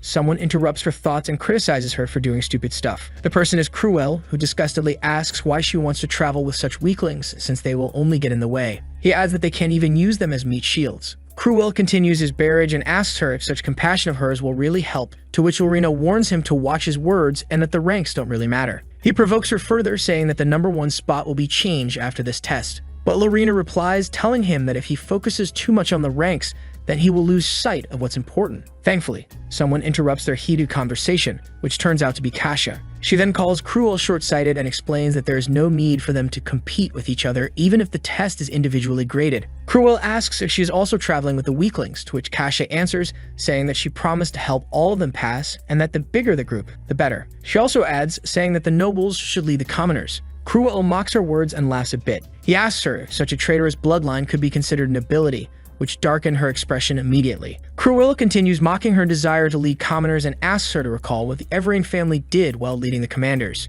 He then reminds her to be careful since it would be a waste for the last surviving member of the Everine family to go to the gallows. Kasha manages to regain her composure and retain her smile. She thanks him for his concern and admits that she was too focused on restoring her family's honor, but she also says that she is envious of Cruel at times like these, since he has his 2 older brothers taking charge of the Dwight family, so he can live however he likes, which makes Cruel snap. He then goes to attack her, but is quickly stopped. His hand was about to reach Kasha's neck, but Lorena managed to stop it in time. He curses at her as his hand shakes in rage. Lorena commands him to calm down with a steadfast gaze, so he finally gives in and lets out a sigh in anger. Cruel pushes her hand away and calls both of them fools as he walks away in defeat. Back at the Blade Mountain ranges, Cruel irritatedly complains that he would only be dragged down by traveling with such useless weaklings. As he walks, he also recalls a scene from his childhood. There he is sitting on the floor while someone tells him to not want nor think about anything and simply live as if he is already dead. He is salty at the fact that he remembered such a scene, but his train of thought is quickly stopped by blood traces on the ground.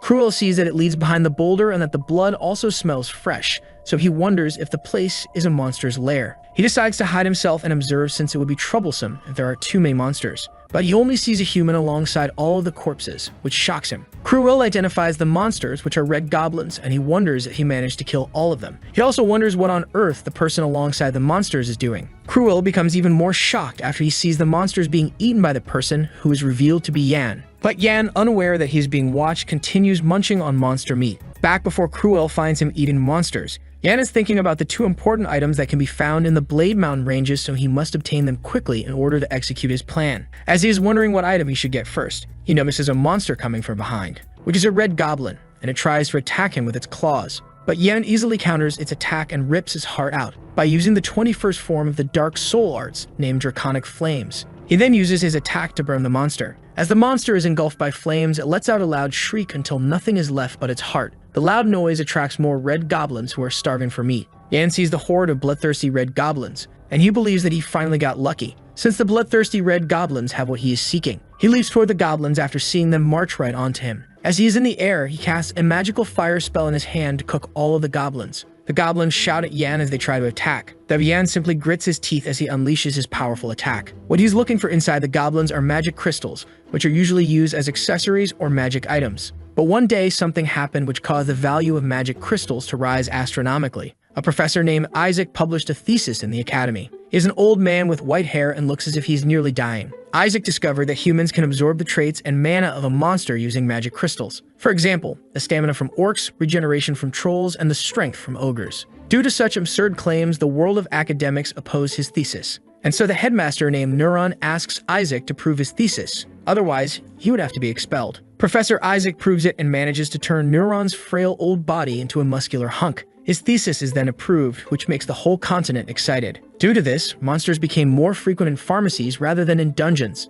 A person once asked the professor if absorbing mana stones has a complicated process. The professor answers saying that the process to remove the poison from the magic crystal is extremely complicated, since it needs either the flower of the moonbug or volcanic stones. But he explains that the absorption process itself is very simple. The only step to do is to just eat it, which Yan is currently doing. He complains about the taste, and that he never thought he would be eating monsters ever again. His solution to mitigate the poison is to eat the magic crystal with a heart and a 2-to-1 ratio. But he couldn't fully neutralize the poison, which makes him cough blood. Since the poison of the magic crystal is destroying his insides, he must use the divine dragon's breathing in order to slowly eliminate the poison. He successfully neutralizes the poison, and he decides to take it slow to prevent himself from being poisoned again. But suddenly, Cruel strikes from behind and seemingly hits Yan. His face lightens up after seeing him fall, and he smashes into the ground right after. Cruel thinks that even if Yan surprised him back then, he is still no match for him. So now he will be taking the crystals. But he instantly realizes that Yan is gone and looks for him. Yan appears and tells him that hooligans like him are much more dangerous than monsters, to which Cruel ignores and asks how he managed to avoid his attack. Cruel continues and accuses him of being a barbarian that eats monsters. He adds that if he shows his sincerity, then he would spare his life. Yan asks how he is going to show his sincerity, and Cruel answers, saying that he should give him all the magic crystals he has gathered so far. He responds saying that he has no more magic crystals, but Cruel accuses him of lying. Cruel gets mad and says that he can easily kill him since no one else is present. Yan agrees with his statement, and menacingly repeats his words, saying that there is no one else with them. Cruel thinks that he is finally agreeing with him and asks for the crystals, but Yan simply dashes towards him and punches him with great force straight to the solar plexus, which knocks him out. While Cruel is unconscious, he remembers a place in his past. The place is the Dwight estate, which is his family home. At age 12, he decides to aspire to be the master of their estate after understanding the ways of the world. However, he was unfortunate to have 2 elder brothers that would stop him from being the head. His brothers were scared of him, so he was thrown into the Special Forces Training Center under the pretext of training. Their decision to put Cruel into the Special Forces made them unforgettable to him. Due to this, he is filled with immense hatred towards his 2 brothers, so he swears to exterminate all of them once he gets out. But his mind goes back to right before he was hit by Yan. The punch was so intense that he fainted almost immediately. He also puked blood all over the place. And so later on, they are at a place called the Valley of Snakes. Due to its singular slithering path, no one dares to approach this place, so no one knows where the end of the valley is. Cruel complains as he is walking. He is carrying a bag of dead goblins, and his neck is also leashed. He continues to say that such actions are not befitting of the true successor of the Dwight family. But Yan tells him to shut up and to move quickly, so he yanks the leash. He also says that he doesn't want him yapping about his family anymore. Yan mocks him and asks how long the young master of the Dwight family is going to continue whining for. Cruel complains, saying that he should also pull the goblins, but Yan replies, saying that it's punishment for attempting to kill him. So Cruel then asks why he is making him carry so many goblins, but Yan simply tells him to shut up and that it should be easy for him to carry since he uses mana. Cruel warns him that he can get punished by the Empire for making the noble do manual labor and also calls him a barbarian. As he continued yapping, a rock was thrown straight to his nose. He squirms in pain, so Yan mocks him by saying that he thought nobles didn't feel any pain. While he's on the ground, he wonders who Yan is. At first, he thought that he lost because he had let his guard down. But after getting back up and cursing at him, he still got hit. He gets back up again with tears in his eyes, which resulted in him getting hit repeatedly. Yan tells him that if he did something wrong, that he should apologize so he would get hit less. His words caused him to become silent and filled him with rage, thinking that once he recovers his mana, he could kill him. Yan detects his bloodlust, so he looks back enraged, saying that Cruel didn't listen to anything he said. So he offers to teach him a lesson again. Cruel's bloodlust slowly disappeared after hearing his words and makes an excuse to escape his punishment. Yan calls him out for his excuses and threatens to beat him out if he doesn't comply, to which Cruel agrees. As they both walk, Yan thinks that Cruel is a bit strange, since he detects a small trace of bloodlust from him. though it's heading in all directions. Yan recalls an ominous magic that uses the same kind of energy. Just like there is black magic that uses the power of darkness, there are also demonic martial arts that use the power of darkness. With this power, you can obtain strength quicker than any other martial arts at the cost of breaking down the user's mana over time, turning the users into madmen once they eventually become devoured by the ability. Which reminds him of Cruel's nickname in his last life, which is the Blood Star. He was notorious for committing evil deeds in order to succeed his family. Yan wonders if it's due to his martial arts, but he doubts it as well since he doesn't look like he learned it yet. Cruel requests that the leash should be taken off, though Yan refuses to do so since he might escape, but he replies saying that there is only one path, so it is impossible to do so. He also adds that he isn't an animal, and that it's weird to see two guys use a leash on each other. Cruel then asks Yan what the others would think if they get seen, which convinces him. So he proceeds to take off his leash immediately. Cruel tells him that it feels better to walk around without the leash, but Yan simply tells him that they have arrived and that his role is now done. So Cruel asks where they are right now. Yan almost replies, saying that it is the second treasure he needs but stops midway. And he simply tells Cruel that the place is where a real treasure is hidden. He also adds that it is a monster instead of a creature, to be precise. Cruel complains that he carried so many corpses just for them to dump them into the abyss. After Cruel throws the corpses, he asks if it is all done. But Yan ominously tells him that he will give him some advice as a reward for working hard. He tells him that he should run to the gate quickly without looking back. The reason he warned Cruel to run is because of the monster that lies deep in the abyss, whose eyes shine bright as it received the goblin corpses. Inside the abyss, there are scattered corpses of goblins. These corpses are all bloody and sliced up, and their blood was able to fill a magic circle engraved into the ground. After enough blood is supplied to the magic circle, it begins to activate. It then turns red as someone realizes that they have been disturbed. Its darkened face is lit up with fury as it tries to find the one who woke it from its slumber. It then lets out a very loud and creepy sound. Cruel hears the voice and asks Yan what he did. Yan tells him that the one who disturbed the monster was Cruel himself, and he adds that the monster is now coming. The monster then tells them to offer themselves to him. It then does something creepy as it seeks souls. Its bloodshot eye opens, looking enraged. Kasha and Lorena feel the monster's strong presence, and they confirm it with one another. Lorena tells her that an unimaginable evil mana is spreading throughout the area despite coming from the Snake Valley. Kasha doesn't know what to do since it is her first time encountering such a powerful existence. So she asks Lorena how strong the monster will be. But Lorena simply tells Kasha to change their plan, and that they will now head to the gate immediately, which makes Kasha ask why such a random change was made. Though Lorena simply announces to the trainees that they will now return to the gate as soon as possible and dispose of everything unnecessary. The other trainees agree immediately, but Kasha asks her why she is panicking so much. Lorena explains the monster's strength since Kasha was asking about it earlier. So Lorena tells her that its strength is on par with the Patriarch. Kasha couldn't believe what she just said, since the Patriarch's fighting abilities alone are always on par with the top 5 of the kingdom, and not only that, he is also the guardian god of the north. So Kasha asks her again if the Beowulf's Patriarch really is on par with the monster's mana. Since if that were true, then the instructors also wouldn't be able to defeat such a monster. Meanwhile, at the instructor post, an instructor spots something flying around and points it out to the others, but his comrade simply tells him to stop slacking off. The monster then ominously states that something is not enough. Right after that, the instructors are killed in the blink of an eye. A trainee asks Roman what is happening in the test, but he shuts him up, saying that he should attack the monster first. But they become surrounded by flames right after. The monster slowly becomes satisfied as it consumes more and more souls.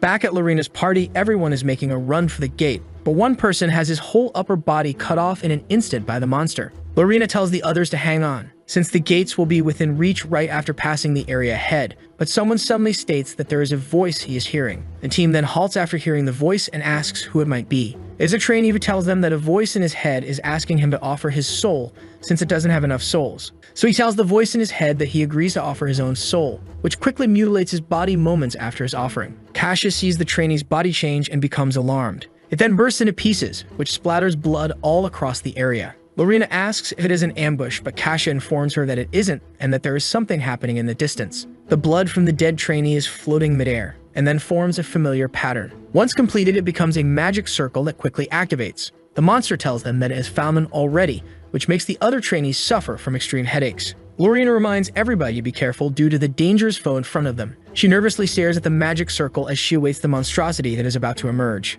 The monster begins to come out of the circle while accusing them of disturbing his slumber. Its head then comes out of the circle, revealing a skull hidden within a hood. As its body starts to take form, he thanks them for their service. Once his body is fully formed, it is revealed that the monster is an ancient lich. He then ominously tells them that he will thank all of them by giving them death. A long time ago, the mages were once saddened by the fact that human lives are finite despite magic being infinite. And so they became blinded by greed as they researched how to pursue magic eternally. As a result, they offered their souls to the darkness and obtained eternal life, with them also offering their bodies and killing themselves. They turned into undead, which is a being that despises all living things. After becoming undead, they become beings known as lichs. After the lich's appearance, the weaker trainees feel their heads hurt, while Lorena stays vigilant and notices that the monster is not a normal lich. She realizes that this lich has consumed numerous lives and is a being that has existed for almost an eternity. So she questions how such a monster appeared in the trainee exam. Meanwhile, somewhere in the demon realm, the team of escapees led by Roman is asking him why they are suddenly running away. Ronan tells them to shut up and to simply look at their surroundings to see the answer. They realize that the corpses are of instructors, so they wonder who killed them. Ronan doesn't pay attention to what they are saying and instead remembers Yan. He recalls something that happened right before they got teleported. Rowan approaches Yan and tells him that he looks better than expected for someone that was caught escaping as well, though Yan simply dismisses him. But Roman proposes that they team up in the Blade Mountain ranges since it would be dangerous to move alone, but Yan insists that he moves by himself, though he decides to tell Roman something, which made him intrigue. Yan continues and tells him to run towards the gate the moment they feel something terrible. As he recalls Yan's warning, Roman wonders whether this incident is his doing as well, and he also wonders what on earth he is doing right now. Back to Lorena and Kash's team. The ancient lich asks them if they woke him up as he slowly approaches the party. This makes the other trainees freak out and decide to head to the third gate instead. Lorena then orders everyone to run away as she stands her ground. Kasha also tells her that she should get going too. But Lorena insists that she stays, so she readies her sword for a fight. She tells her that she will buy time for all of them to escape while charging up her mana. Lorena then requests Kasha to evacuate the trainees while she stays behind to fight the ancient lich. Kasha warns her that she can't defend against the lich alone. But Kasha remembers that she needs to survive in order to help her own family, which leaves her no other choice. So she runs away, telling Lorena that she'll let her handle the lich. As she runs away, she apologizes to Lorena for her cowardice. The ancient lich calls Lorena a fool after letting all her comrades escape without her. It then asks if she intends to fight by herself. Though Lorena keeps her cool and thinks of her chances of winning, she has only two advantages in the fight against the ancient lich. The first is her blessed mithril sword that is strong against undead monsters. But suddenly she is interrupted by the ancient lich chanting words she doesn't understand. As the chant continues, several skulls with spines attached appear. It then forms a circle as the ancient lich completes the spell named Skull Magic Missile. The lich then launches the spell as it tells her to die. Skulls then come flying towards her direction at high speeds, so she gets moving in order to avoid the skull missiles. She uses the skill Wings of the Wind Swallow of the Dark Soul Mobility Arts to get past all of the skulls without a scratch. As more skulls head towards her, she unsheathes her sword to defend against the waves of skulls. After grabbing her sword, she throws it straight at the oncoming skulls, which brings out a blinding light once they collide. After the bright flash of light disappears, the lich is off guard, right in time for Lorena's surprise attack from behind. She slices the lich apart and manages to damage it significantly with one big slash. She reveals that her second advantage is that mages cannot cast both defense and attack magic at the same time. So she announces that she will have the upper hand once she makes use of those two advantages. But her certainty disappears once the ancient lich suddenly chants another spell. The spell it casts is a magic defense circle named Protect Wall, which greatly surprises her as she sees the lich double casting spells. But she immediately realizes that one of the lich's skulls is doing the chanting, which leads her to believe that the lich can cast magic as many times as the number of its skulls. While she is distracted, a skull sneaks up to her side and launches a powerful spell on her that manages to directly hit her. This attack causes her sword to fly away from her hand. As she becomes incapacitated by the lich, she panics after seeing that she is completely unable to move due to the lich binding her arms. The lich begins to approach her, yet her body is still unable to move due to the skeletons incapacitating her. The ancient lich then mocks her, for she's approached the lich without any backup, so she has now been captured. It then states that it will now destroy her arrogant soul as it casts a powerful spell onto her, which turns her into a living corpse that serves only him. The spell then starts to activate. Meanwhile, at the ancient lich's lair, someone is bravely wandering around in the darkness. The person encounters a flight of stairs leading to somewhere deeper into the lair. The person is dressed in thick fur with an ominous skull attached to its head. He says that the stairs are defenseless, so he decides to approach the stairs further. But he suddenly feels something beneath his feet. A magic trap has been activated to his surprise, which then casts advanced flame magic that lights him up in a burst of fire. The flames are enormous, so much so that they surround him completely. But he is still unmoving and seemingly unaffected. He then takes off his mask, revealing his blue hair in the process. The person is revealed to be Yan, who states that he has received such a warm welcome right from the entrance. So he's glad that you brought the volcano armadillo leather, which prevented him from burning to a crisp. He then says that there are a total of 492 traps,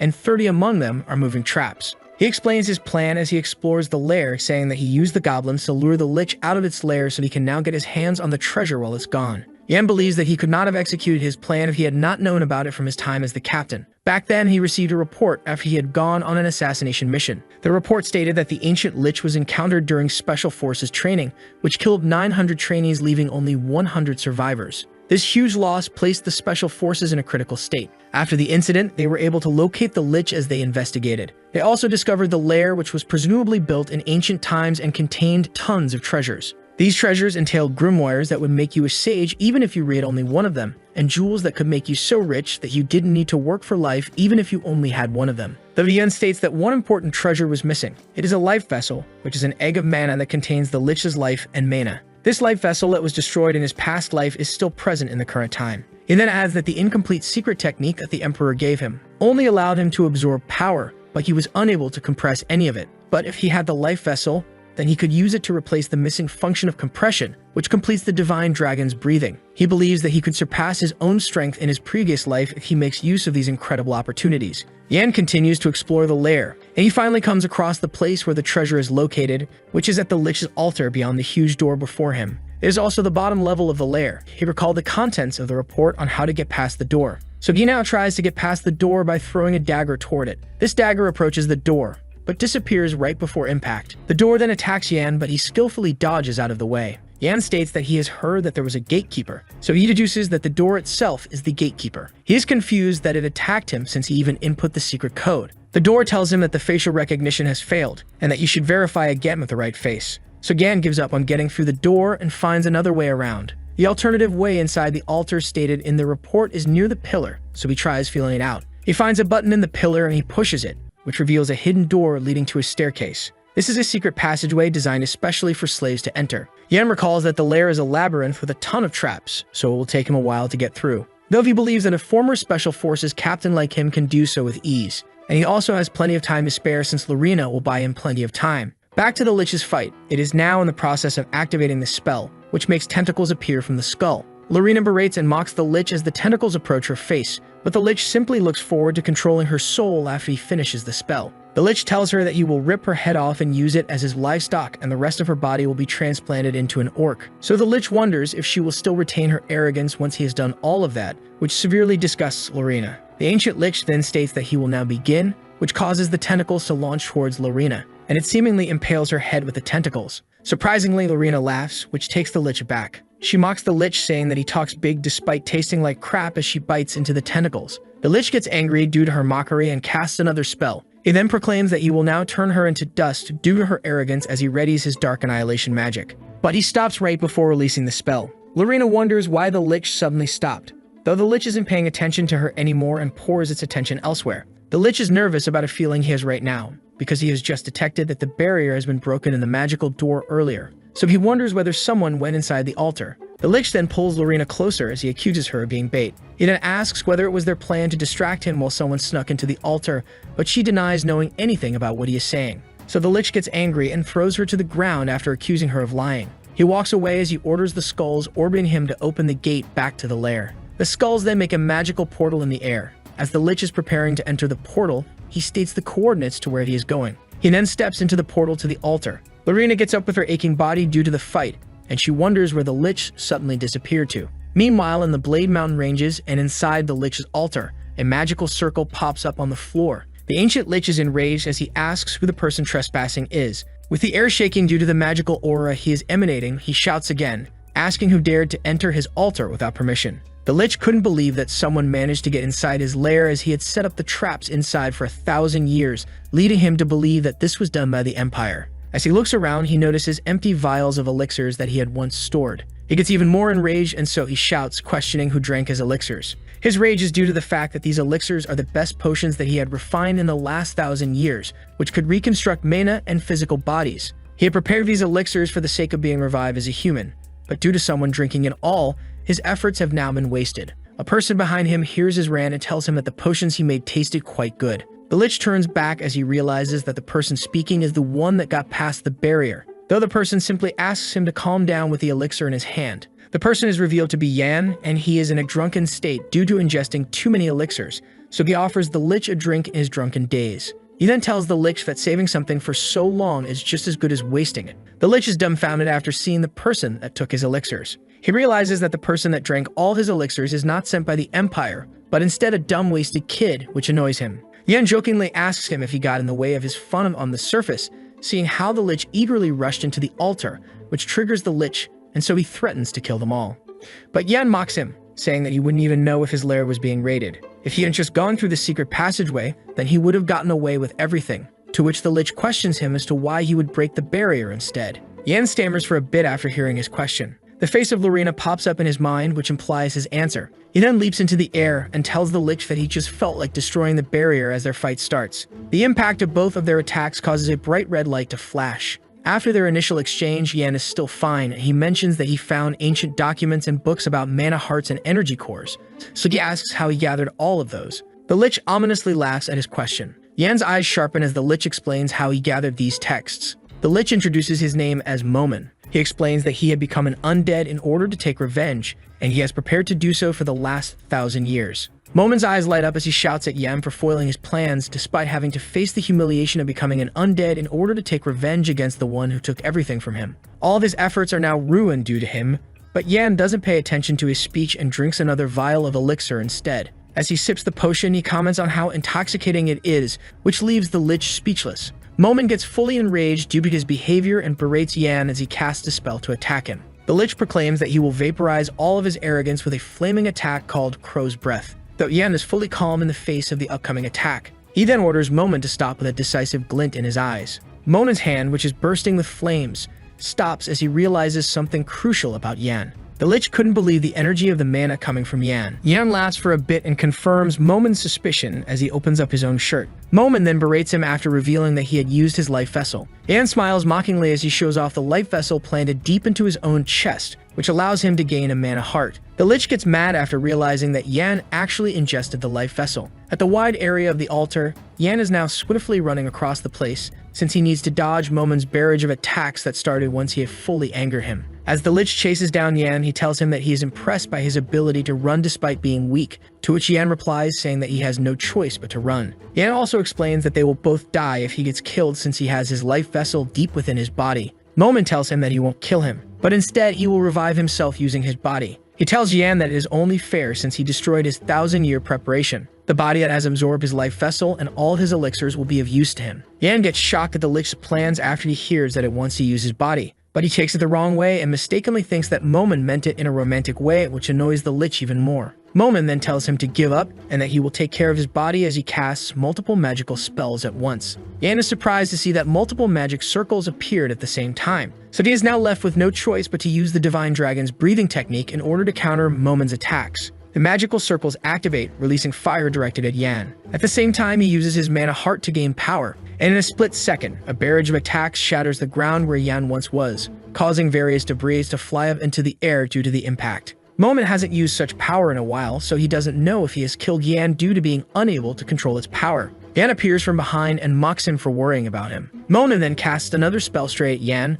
but he manages to avoid it by jumping up into the air. He then bounces around the ceiling at lightning speed, which surprises Momen as he thinks that Yan is only a weakling. At the broken barrier door, Yan escapes through it and smashes it more along the way. As he leaps around the lair, he thinks that the mana heart is well worth his effort. Thanks to the mana heart, endless mana is being circulated, which allows him to use Divine Dragon's breathing properly, with him consuming mana crystals and elixirs. The Lich's life vessel as well, which he ingested by slowly merging it with his own heart. He will be able to return to his prime strength or maybe even stronger this time. Suddenly, Yan notices something, and he stops in his tracks, since there is now a dead end where the exit was supposed to be. Momen has now caught up with him due to the door disappearing, which is also a part of the Lich's trap. As the Lich gets ready to attack him once again, Yan now thinks that he would have to kill him, but that isn't possible for him to do right now due to his lack of tools and weapons at the moment. Momen gets ready to cast another spell. He is summoning a monster through a magic circle, which is a dragon skull that aggressively attacks Yan on the spot. A bright light flashes at the impact of the fight. Yan explains that he doesn't have a way of defeating the Lich.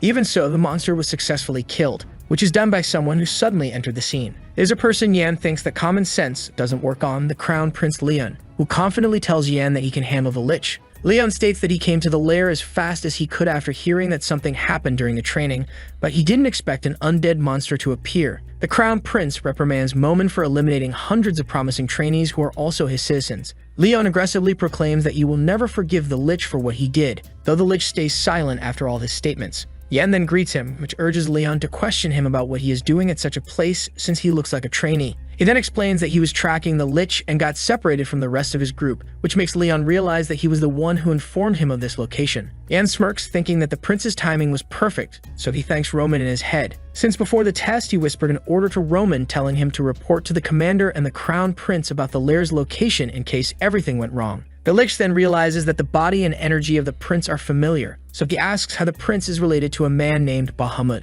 Leon then asks a question in return about why he knows the founding emperor's name, which shocks Momon completely. The Lich laughs aloud after hearing that the prince is a direct descendant of Bahamut. Momon then recalls that man's face when he praised him for making the divine dragon's breathing. Right after Bahamut praises him, he then orders Momon to die in order to keep the technique to himself. After recalling his bitter memories, Momon grins since he can now take revenge on the descendant of his sworn enemy. The Lich recalls his memory from before he was brutally killed. He is at a library where he is practicing magical spells and skills. This is a time when Momon still had skin and flesh. At the time, Momon had always wondered about something: the energy core's stable flow and ability to maintain energy, and the mana circle's explosive amplification and ability to absorb. He wondered what kind of great power would emerge if these two were suddenly combined. So in order to quell his curiosity, he used the body of his friend Bahamut, which was done successfully, resulting in new mana manifesting in his body. This was the birth of the mana heart. Bahamut stands still after gaining a mana heart. He then flexes his triceps, which urges Momon to tell him to put on some clothes. Momon tells him that he has noticed a major surge in his power, so he asks him if he noticed, to which Bahamut answers, saying that he notices and that he can create a new martial art. So the two then create a new martial art that makes use of the mana heart and name it after Bahamut's wish, which is the divine dragon's breathing. Momon then tells him that there are countless possibilities with the mana heart, so he must research more. Suddenly, Bahamut apologizes to him, which makes Momon question what he meant. But before he could answer, he suddenly felt pain. Bahamut's hand pierced through his chest, which surprised him. He explains that this is where Momon's role ends. Bahamut praises him for all of the things he had done and even calls him a friend. He also tells him that the divine dragon's breathing couldn't have been made without him, so he now needs him to die since he knows too much. Bahamut leaves after greedily proclaiming that everything must only belong to him. And so time passed. Monon's soul is still able to persist even after death, and he wonders how long it has been since he was betrayed. He was only barely able to hold onto his soul with the weak mana left within him. With that weak mana, he was able to cast magic onto his rotting body with only one thought in his mind, which had been solely revenge, in order to bring punishment to those who had wronged him and the one who betrayed his trust. For that, he remained in his lair for 1,000 years as the seasons changed continuously. Back to the present, the fight raged on as Momon burst out of the door. It seems that he has taken some damage from the Crown Prince, so he retreated for a while. But after almost getting away, he notices something that surprises him. It is the Crown Prince that has swiftly followed his tail while riding a pillar. The pillar then broke into pieces after the collision. Monon counterattacks by casting multiple spells at once with the intention of turning Leon into fine dust. But the spells he cast all broke after mere seconds. It is due to Leon's skill, Golden Dragon's Descent, which managed to slice through all of the magical circles. Monon curses Bahamut for having a descendant that would get in the way of his plans once again, even after a millennium. Leon then curses the Lich for mentioning the name of the person he believed to be the great founding emperor. The two fly up into the air following their exchange. They exchange attacks back and forth as one side attacks with spells while the other breaks the spells cast. The instant that Momon casts a spell, it is hit by Leon's attack before it could even activate. Momon is at a loss after realizing that he doesn't have time to cast magic circles, so he thinks up another solution instead. He orders his skeletons to grab onto Leon in order to prevent him from moving. Leon sees his attack, so he mocks Momon for thinking sorcery could hold him back. He then proclaims that this situation is better for him as he strikes his sword onto the ground. Because the skeletons are gathered in one place, it is much easier for him to attack all of them at once. After Leon attacks the skeletons, the magic circles that summon them broke. This enrages Momon, so he casts dark magic as he berates Leon. Though the Crown Prince returns his curses with another attack as well, with the Lich using darkness extermination magic, and the Crown Prince using a skill called Ultimatum. They are able to create a bright blinding light as the two powerful attacks collide with each other. This bright light even almost reached the ceiling. Yan watches the fight continue and he is impressed with their abilities to fight. He wonders which one is the monster after seeing that the Crown Prince is as strong as the Lich. Yan also notices that the sword energy from Lian's sword had a form befitting its dragon-inspired name, so he wonders if the form is actually influenced by the breathing technique. As he continues to fight, he also thinks that this is a good opportunity for him to see what the Crown Prince is capable of, since he might have to fight the Crown Prince in the future. Though he also thinks that he won't be fighting the prince for now, so he decides whether or not he should get away while the two are fighting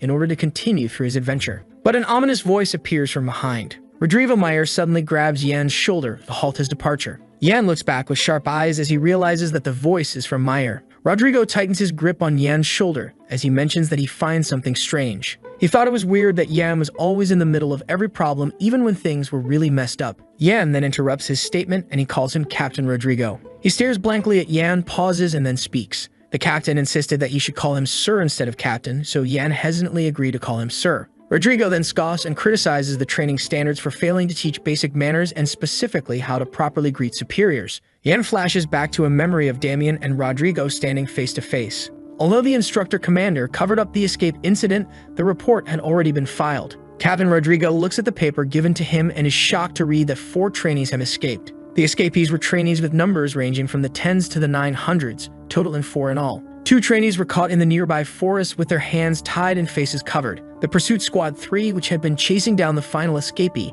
had all been found dead, and the escaped trainee was nowhere to be found. Rodrigo ends his flashback and points out that Yan was the last trainee in the escape attempt. Yan looks at him and stares blankly without saying anything. He later heard that the commander joined in the pursuit, which makes him wonder how Yan is able to survive all of these dangerous situations since he doubts that it is purely luck. Yan smirks, denying that it's just pure luck, which triggers the captain to place a sharp gaze on him. He laughed and attributed his incredible luck to good deeds done in a past life, which made the old man wonder how Yan was able to make such corny jokes at a young age. Yan then seriously explains to the captain that he had been threatened by the others during the escape, and that with the Lich, he was almost offered as a sacrifice. He then asks Yan if he really wants him to believe that it's all thanks to luck, to which he affirms. Yan acknowledged his good fortune, but then questioned if he would be penalized for being lucky. His response left him completely stunned and unable to comprehend what he had just heard. The old man was surprised by the audacity of his answer. He's impressed by Yan's guts, considering the fact that he is only ranked 974th, so he ponders if he is actually a hidden illegitimate child of a great family. Yan then asks if he wasn't going to help Leon, the Crown Prince, but he answers, saying that it would be silly to help the Crown Prince in his ongoing fight, since he would only be in the prince's way due to the onslaught of attacks both sides are unleashing on each other. Yan realizes that the Lich's vessel had vanished, but he was still alive. He wondered if the Lich's survival was due to an incomplete absorption of the vessel. Perhaps if he activated his mana heart to fully absorb it, then everything would be over. Liam then attacks the Lich with a powerful strike from the top aggressively as he announces that the fight is over. The Lich was taken aback by the attack but managed to dodge it with surprising agility. Crown Prince Leon now questioned the Lich's unusual behavior and wondered why he was simply running and dodging his attacks instead of fighting back. The Lich, clearly annoyed by the comment, then snapped at him to be quiet. He realized his mana reserves were dwindling and something was actively draining his magical energy. He then glared at Yan and jumped to the conclusion that he was the source of his mana drain. Yan noticed the Lich's accusing stare, but instead of reacting defensively, he simply gave him a thumbs up. He was now convinced that Yan was responsible for his dwindling mana, and he was furious that Yan had the audacity to mock him. Liam was stunned to see the Lich unleash his full power. The Lich, with a surge of raw power, began to rip open his own torso, a horrifying display of unleashed magic. The prince is now shocked to see what was about to happen to the Lich. As the Lich unleashed his power, a giant eye emerged from the gaping wound in his torso. The Lich, having unleashed his full power, now had a single deadly purpose: to eliminate them all. Leon, with his eyes wide with shock, realized that the Lich is utilizing a domain expansion. A domain expansion is a skill that manifests the inner world of the user, and there are only 4 patriarchs besides the Emperor who could use this skill. Rodrigo and Yan, watching the unfolding scene, were equally shocked. The Lich then roared, and his voice filled with murderous intent, targeting the descendant of Bahamut. Liam was overwhelmed by the sheer power unleashed and wondered if the Lich's intent was to kill everyone, including himself. Yan stepped forward with a determined look and declared that he would not let everyone die. He then uses the full power of his mana heart to absorb all the mana of the Lich's life vessel. As he activated the full power of his mana heart, the Lich is now shocked as he felt his mana changing.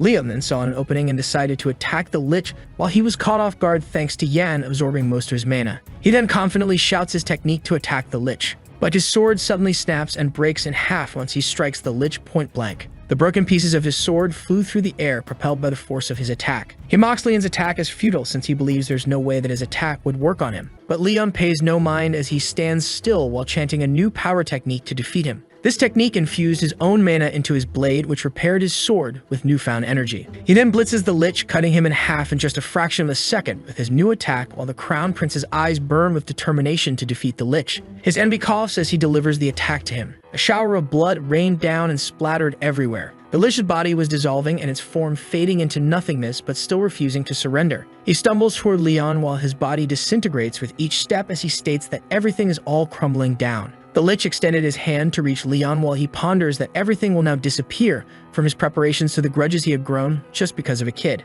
Leon's eyes blaze with intensity as his hand met his face. Moment then thinks back to his past and states that he would have been willing to give up his life to Bahamut. He repeats his monologue as his body slowly crumbles away, until his body fully disintegrated into a cloud of gray dust that dissolved into nothingness. A wave of relief washed over Leon as he confessed that the Lich had been a truly terrifying enemy. He then remembers that during the fight the Lich had used a domain expansion, which makes him think that if the technique was perfect, then nothing would be left of them. The echoes of the fight faded, leaving Leon with the stark realization he was still far too weak. Rodrigo and Yan draw near him with the captain nagging about his health, which triggers the prince so much that he asks him to stop nagging so much. Liam turned to Yan as he worriedly asked if he was hurt, to which Yan answered, saying that he is grateful for his help. Otherwise, he would have been dead. He then instructed the captain to take Yan to the medical team. The three of them then begin their retreat from the battlefield as Yan looks back at the events that had transpired. He is now able to create his own mana heart with the Lich's life vessel, and he also adds that it is good to see the Crown Prince's capabilities in action. A hint of a smirk touched his lips as he thanked Moment and acknowledged his crucial role in his progress. A sense of stillness settled over the battlefield as the retreating figures faded into the distance. The Lich's hood lay silent, but then a subtle luminescence flickered from its interior. As the day wore on, a heavy silence settled over the room. 2 wine glasses sat on the table as Yan suddenly mentions that he hasn't had a drink in a long time. As he then mentioned that he used to drink that wine in his previous life. Yan leaned back while his legs found a comfortable perch on the table as he allowed himself to fully relax and enjoy the break. Lost in the peace of his break, the fight from the previous day seemed like a distant memory. He was amazed that such a grand mansion was his residence as a trainee soldier and felt grateful for the opportunity. He then reminisced about his cramped living quarters from the past and contrasted them with the spacious mansion he now occupied. His eyes remain fixed on the book as he remembers the events that happened when he received his test results. Back then, he recalled the ceremony where they were congratulated after the exams. An instructor explains that they should still be proud even if the first test was put to a halt due to an unexpected incident. He also states that they were able to bring the whole incident under control thanks to the prince's quick response.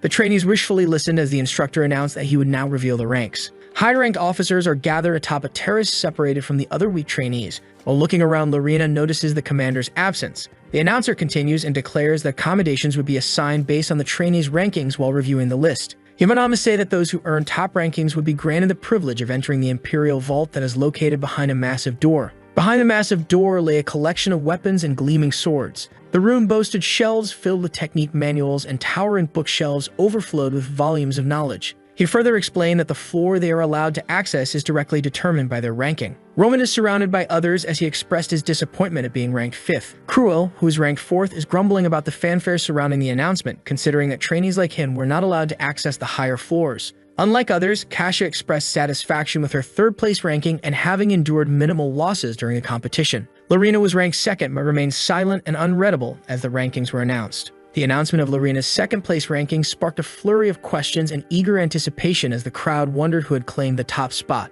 A cold and detached look settled on Lorena's face as she dismissed the rankings as inconsequential. She also admitted her helplessness against the Lich and revealed that the rankings were merely a superficial display. A sudden outburst of mockery from Cruel caught Lorena off guard. He continued to taunt Lorena, highlighting her failure to maintain her top ranking despite her arrogance. Kasia stepped in to defend Lorena and interrupted Cruel's mockery by explaining that his current behavior was likely a result of his unsettled state. He continued to mock Lorena and added fuel to the fire by mentioning a circulating rumor that she had not faced the Lich herself. He claimed that she only survived by begging for mercy. Lorena endured Cruel's taunts without responding as her silence was a testament to her frustration. Cruel flinched at Lorena's unexpected answer and realized the truth in his own taunts, conceding that she lacked the power to defeat the Lich. She dismissed Cruel's mockery with a pointed reminder to focus on his own achievements, and then walked away. Her dismissal ignited Cruel's anger, prompting him to escalate his mockery and further demean her standing. Lorena's stride was interrupted as her sudden stop was a testament to the impact of Cruel's insulting words about her not being able to replace the position of the dead Duke of Beowulf. Lorena called his name so he could get a hint to not probe further.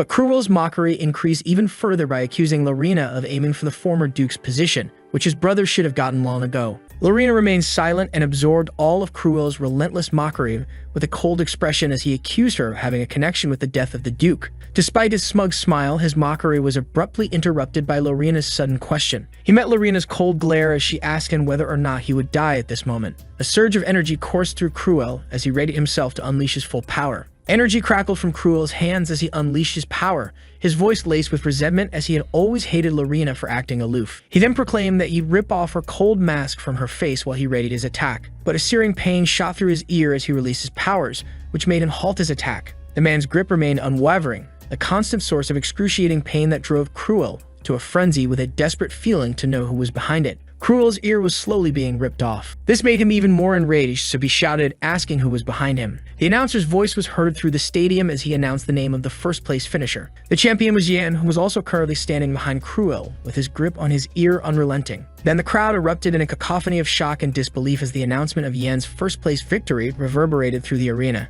Whispers and murmurs filled the air as everyone discussed Yan's improbable triumph. Lorena, her voice laced with disbelief, wanted an explanation for Yan's first-place victory. The searing agony in his ear continued as Cruel desperately threatened Yan to let go. A chilling intensity filled Yan's stare as he stared down at him and indicated that his grip would not loosen. The sheer power emanating from Yan's gaze left Cruel trembling with his head bowed in submission as he could not meet the victor's piercing eyes. Yan shifted his focus to Lorena and acknowledged their long-overdue reunion. The announcer's voice faded into the background as Yan and Lorena continued their animated discussion, their worlds seemingly unaffected by the conclusion of the test. A flicker of apprehension crossed Lorena's face as she observed Yan, and the fear in Cruel's eyes confirmed that this was no ordinary man. She could feel a palpable tension radiating from him, a simmering power that threatened to erupt in a sudden and explosive release. Though a torrent of questions surged within her, she could not resist the urge to address one pressing matter that led her to call out to him again. She suddenly blurted out that Cruel had been hurling insults his way. Cruel's cries of pain echoed as Yan's grip on his ear tightened.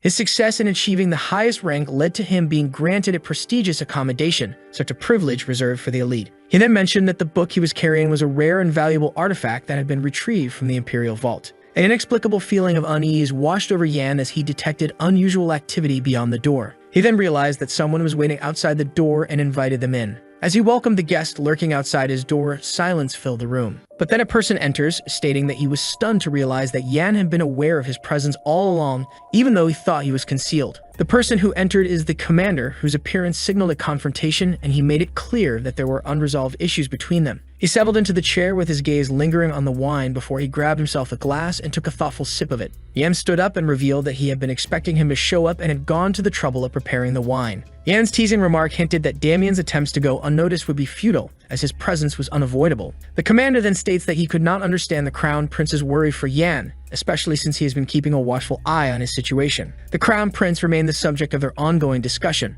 Yan's eyes met his, and a prickling sensation of unease spread through him. He idly swirled the wine in his glass, his gaze distant, while stating that he feels sorry for the Crown Prince. He states his debate over Yan's fate created an atmosphere of suffocating tension in the room. He then smirked and suggested a hidden hint of irritation as he revealed that he had received a report. Yan's gaze was intense, his curiosity piqued as he waited for the next piece of information. He went on to say that the report he received showed that the designated location was empty, and that the location they checked had been a ghost town for years. Yan reasoned that maybe the captain was aware of the surveillance and might have made a move to eliminate any trace of his activities. But his means of redeeming himself no longer mattered to the commander. The ground trembled as he stomped his foot, which was a menacing prelude to his attack. After announcing that Yan is no longer useful, he then unleashed his powers with a primal fury and unleashed a torrent of untamed energy. The table exploded in a shower of splinters as he unleashed his powerful attack. He stared in disbelief as his attack seemingly vanished Yan into thin air, which left him shaken and confused. Yan appeared, seemingly untouched by the attack,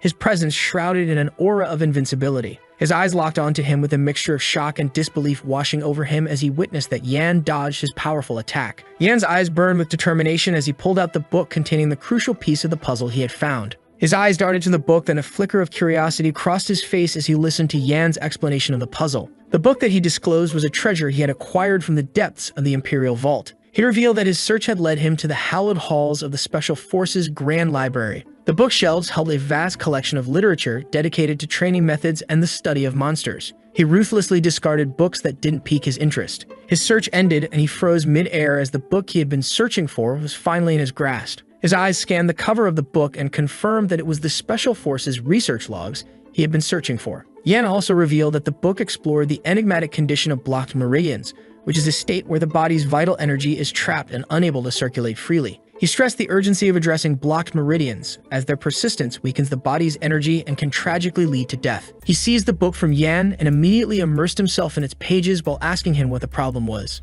Yan explains that he could not help but wonder what had prompted the captain to investigate such an unusual subject. He states that the captain's unusual interest in the topic had sparked his curiosity. Yan found it unbelievable and incredulous at the revelation that the captain would have blocked meridians. He speculated that his daughter's lack of energy and tendency to stay indoors might be due to blocked meridians. He surmised that the captain's interest in blocked meridians stemmed from a personal need to find a cure for his daughter's condition. Yan had theorized that the captain kept his daughter hidden because her existence posed a vulnerability, but he later realized that was not the case. He also added that he relocated his daughter to a new place to find specialized medical care for her ailment. Damien was then growing increasingly frustrated by Yan's seemingly nonsensical theories about the captain. Yan explains that with this plan, they won't only be able to control the captain, they would also be able to take his life, which is much better as opposed to keeping the captain in check. Yan continues and states that no effective treatment has been found for blocked meridians, so he guesses that a substantial amount of potions is necessary to keep her healthy. The treatment's exorbitant price tag makes it impossible for him to pay,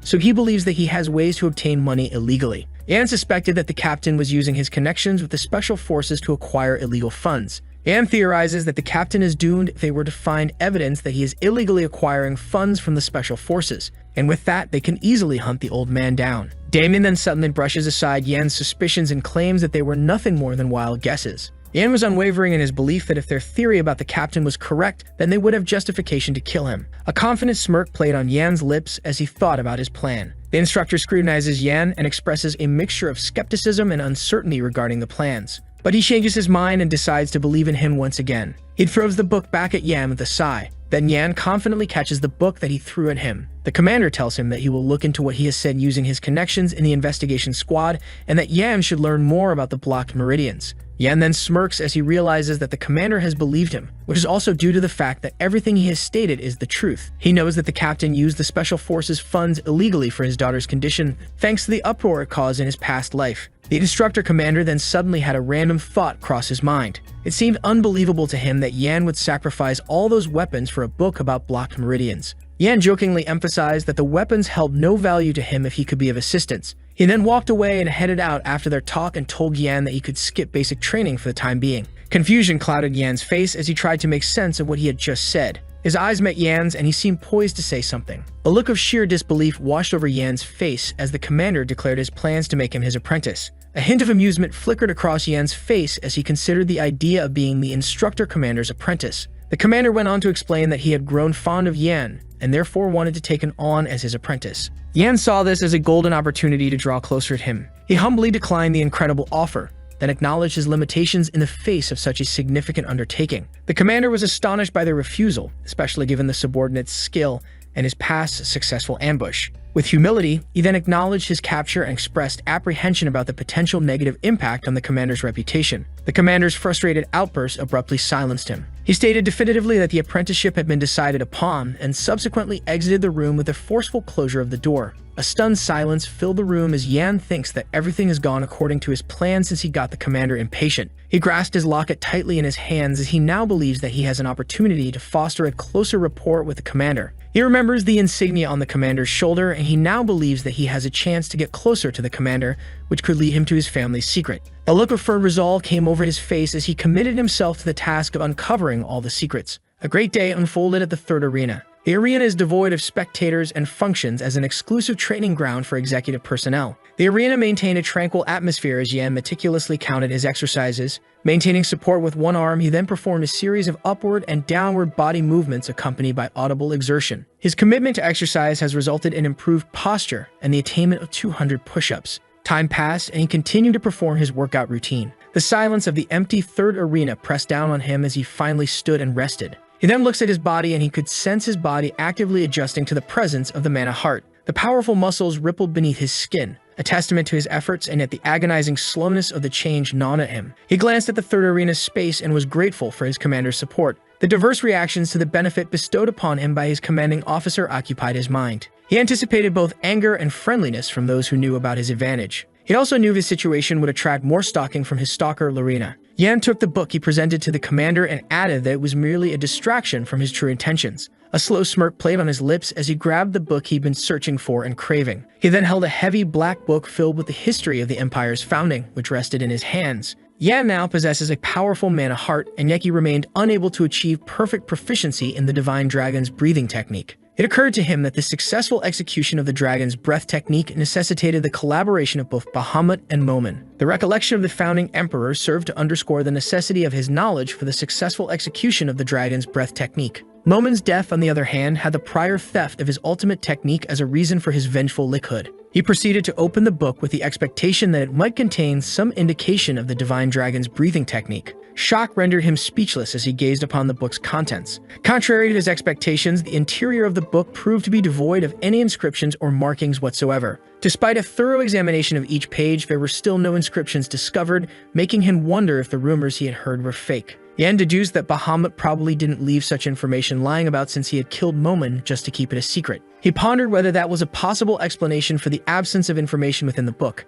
He continued to speculate upon alternative explanations for the absence of inscriptions within the book. Out of the blue, an inky black and shadowy hand lunged for Yan's head. The sensation of being grabbed made Yan spin around. However, there was no one and nothing behind him as he turned around to look. The emptiness was unnerving, especially considering the human presence he just sensed. His gaze returned to the book and a thought occurred to him. The blank pages offered no clues, yet he had a sudden insight that might unlock the book's secrets. Without warning, he then attacked the pillar behind him with his shadow slash technique. He remained alert after his attack managed to reach behind the pillar. He assumed an offensive posture and attempted to bisect the post, but concluded that his strength was insufficient for the task. Yan then conducted a comparative analysis of his performance against that of the instructor and concluded that the commander's proficiency was significantly greater. He was stunned to hear a sudden voice from behind the pillar that was calling him a fool. The unseen person scoffed and claimed that Yan had no chance of solving the book's mystery. With deliberate slowness, he then began to appear before Yan. Stepping into the light, he then greeted Yan and remarked on their long absence before revealing his identity as Momen.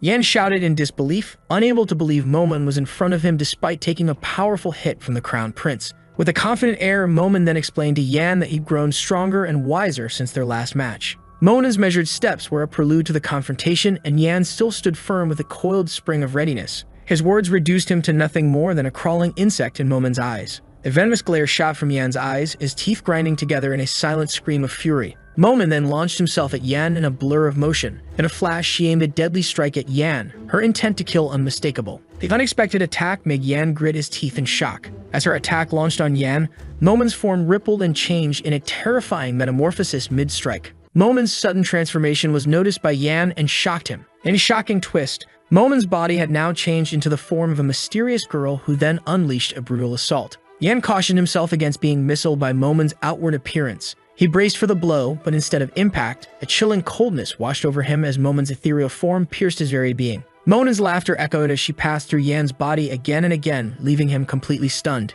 He briefly considered the possibility of a ghost, but ultimately decided it was merely a figment of his imagination. Yan realized Momen might have become part of his thoughts during the life vessel's transformation into a mana heart. While he knew her lack of a physical form made her non-threatening, her constant noise was driving him mad. His voice, edged with frustration, demanded an explanation for Momen's persistent haunting of the living world. Yan's words provoked a resounding peal of laughter from Momen. With a joyful comment, she then declared the joy of having a body again and contrasted her previous existence as a corpse with her restored appearance as a magic scholar. A proud stance marked her return to human form, a transformation she attributed to the influence of Yan's mana heart. A chilling threat hung in the air as she floated and promised the annihilation of Yan and the entire Bahamut bloodline. Her eyes burned with a sadistic light and a chilling smile twisted her lips as she intended to torture every one of them. Yan's eyes blazed with defiance as he met her stare. He pressed on, the mystery of her shrinking form while airborne deepening his confusion. Observing the stark contrast between her former and current appearances, he questioned her ability to enact revenge in her diminutive form, playfully mocking her appearance. She attributed her inability to assume her true form to the insufficiency of his magical power. Her frustration boiled over as she yelled about his pathetically low mana reserves despite having drunk countless potions. Yan stroked his chin and concluded that she posed no immediate threat for the time being. The fake transfer of mana revealed a connection, signifying her power to influence him. He knew he would be utterly powerless if she chose to manipulate his mana against him. Monin planned to strike Yan while his thoughts were elsewhere. She abruptly ceased her movement as Yan looked behind him. Desperation fueled Yan's actions as he grabbed the book, driven by a lack of other choices. Addressing Momin, he then said goodbye and expressed his pleasure at having met her before returning her to her own world. Momin was anxious because Yan threatened to cut off her food source, which would cause her to vanish. To eliminate her, he then detailed his plan to decrease the mana flow from his mana heart, which is her current life source. Yan believed that doing so would prevent her from maintaining her cognitive form. A furious glare shot from Yan's eyes as he wished her to vanish because her era had ended long ago. Monin gritted her teeth, furious at the injustice of her struggle for survival. She was fueled by anger and refused to disappear so easily. Her angry shouts echoed through the arena as she vowed that he would regret her disappearance. She pointed the conversation at the Bahamut book in his hand because she knew that he craved its hidden knowledge. Yan recognized the truth in her words. He deliberately cut his palm with the knife flashing in the dim light. A crimson stain bloomed across the page as his blood dripped down. Momin stood before him and directed his every move as he let his blood drip onto the book's pages. Pulling back her hand, she then gently channeled a bit of mana into the bloodstains on the book's page. The blood on the book's page began to morph into words with a slow and mesmerizing transformation after her spell. His gaze fixed on the book, and he waited patiently for the words to materialize. He started reading the words, but the sentence's meaning eluded him. Yan could not believe it was just meaningless scribbles because it was written by the founding emperor. A look of surprise flashed across his face as he spotted something in the book. The words on the page detached themselves and started rising into the air in a mesmerizing display. Yan stared in disbelief as the floating words were formed into a new sentence. Without warning, the floating words flowed into his body. The words converged and started to gather within his mana heart. The words then proceeded beyond the existing mana heart, resulting in the creation of a new one. In a moment of utter disbelief and shock, the book slipped from Yan's grasp and fell to the floor. The chaos vanished, replaced by an unsettling calm air, and Momin's gaze was one of puzzled bewilderment at Yan's stillness.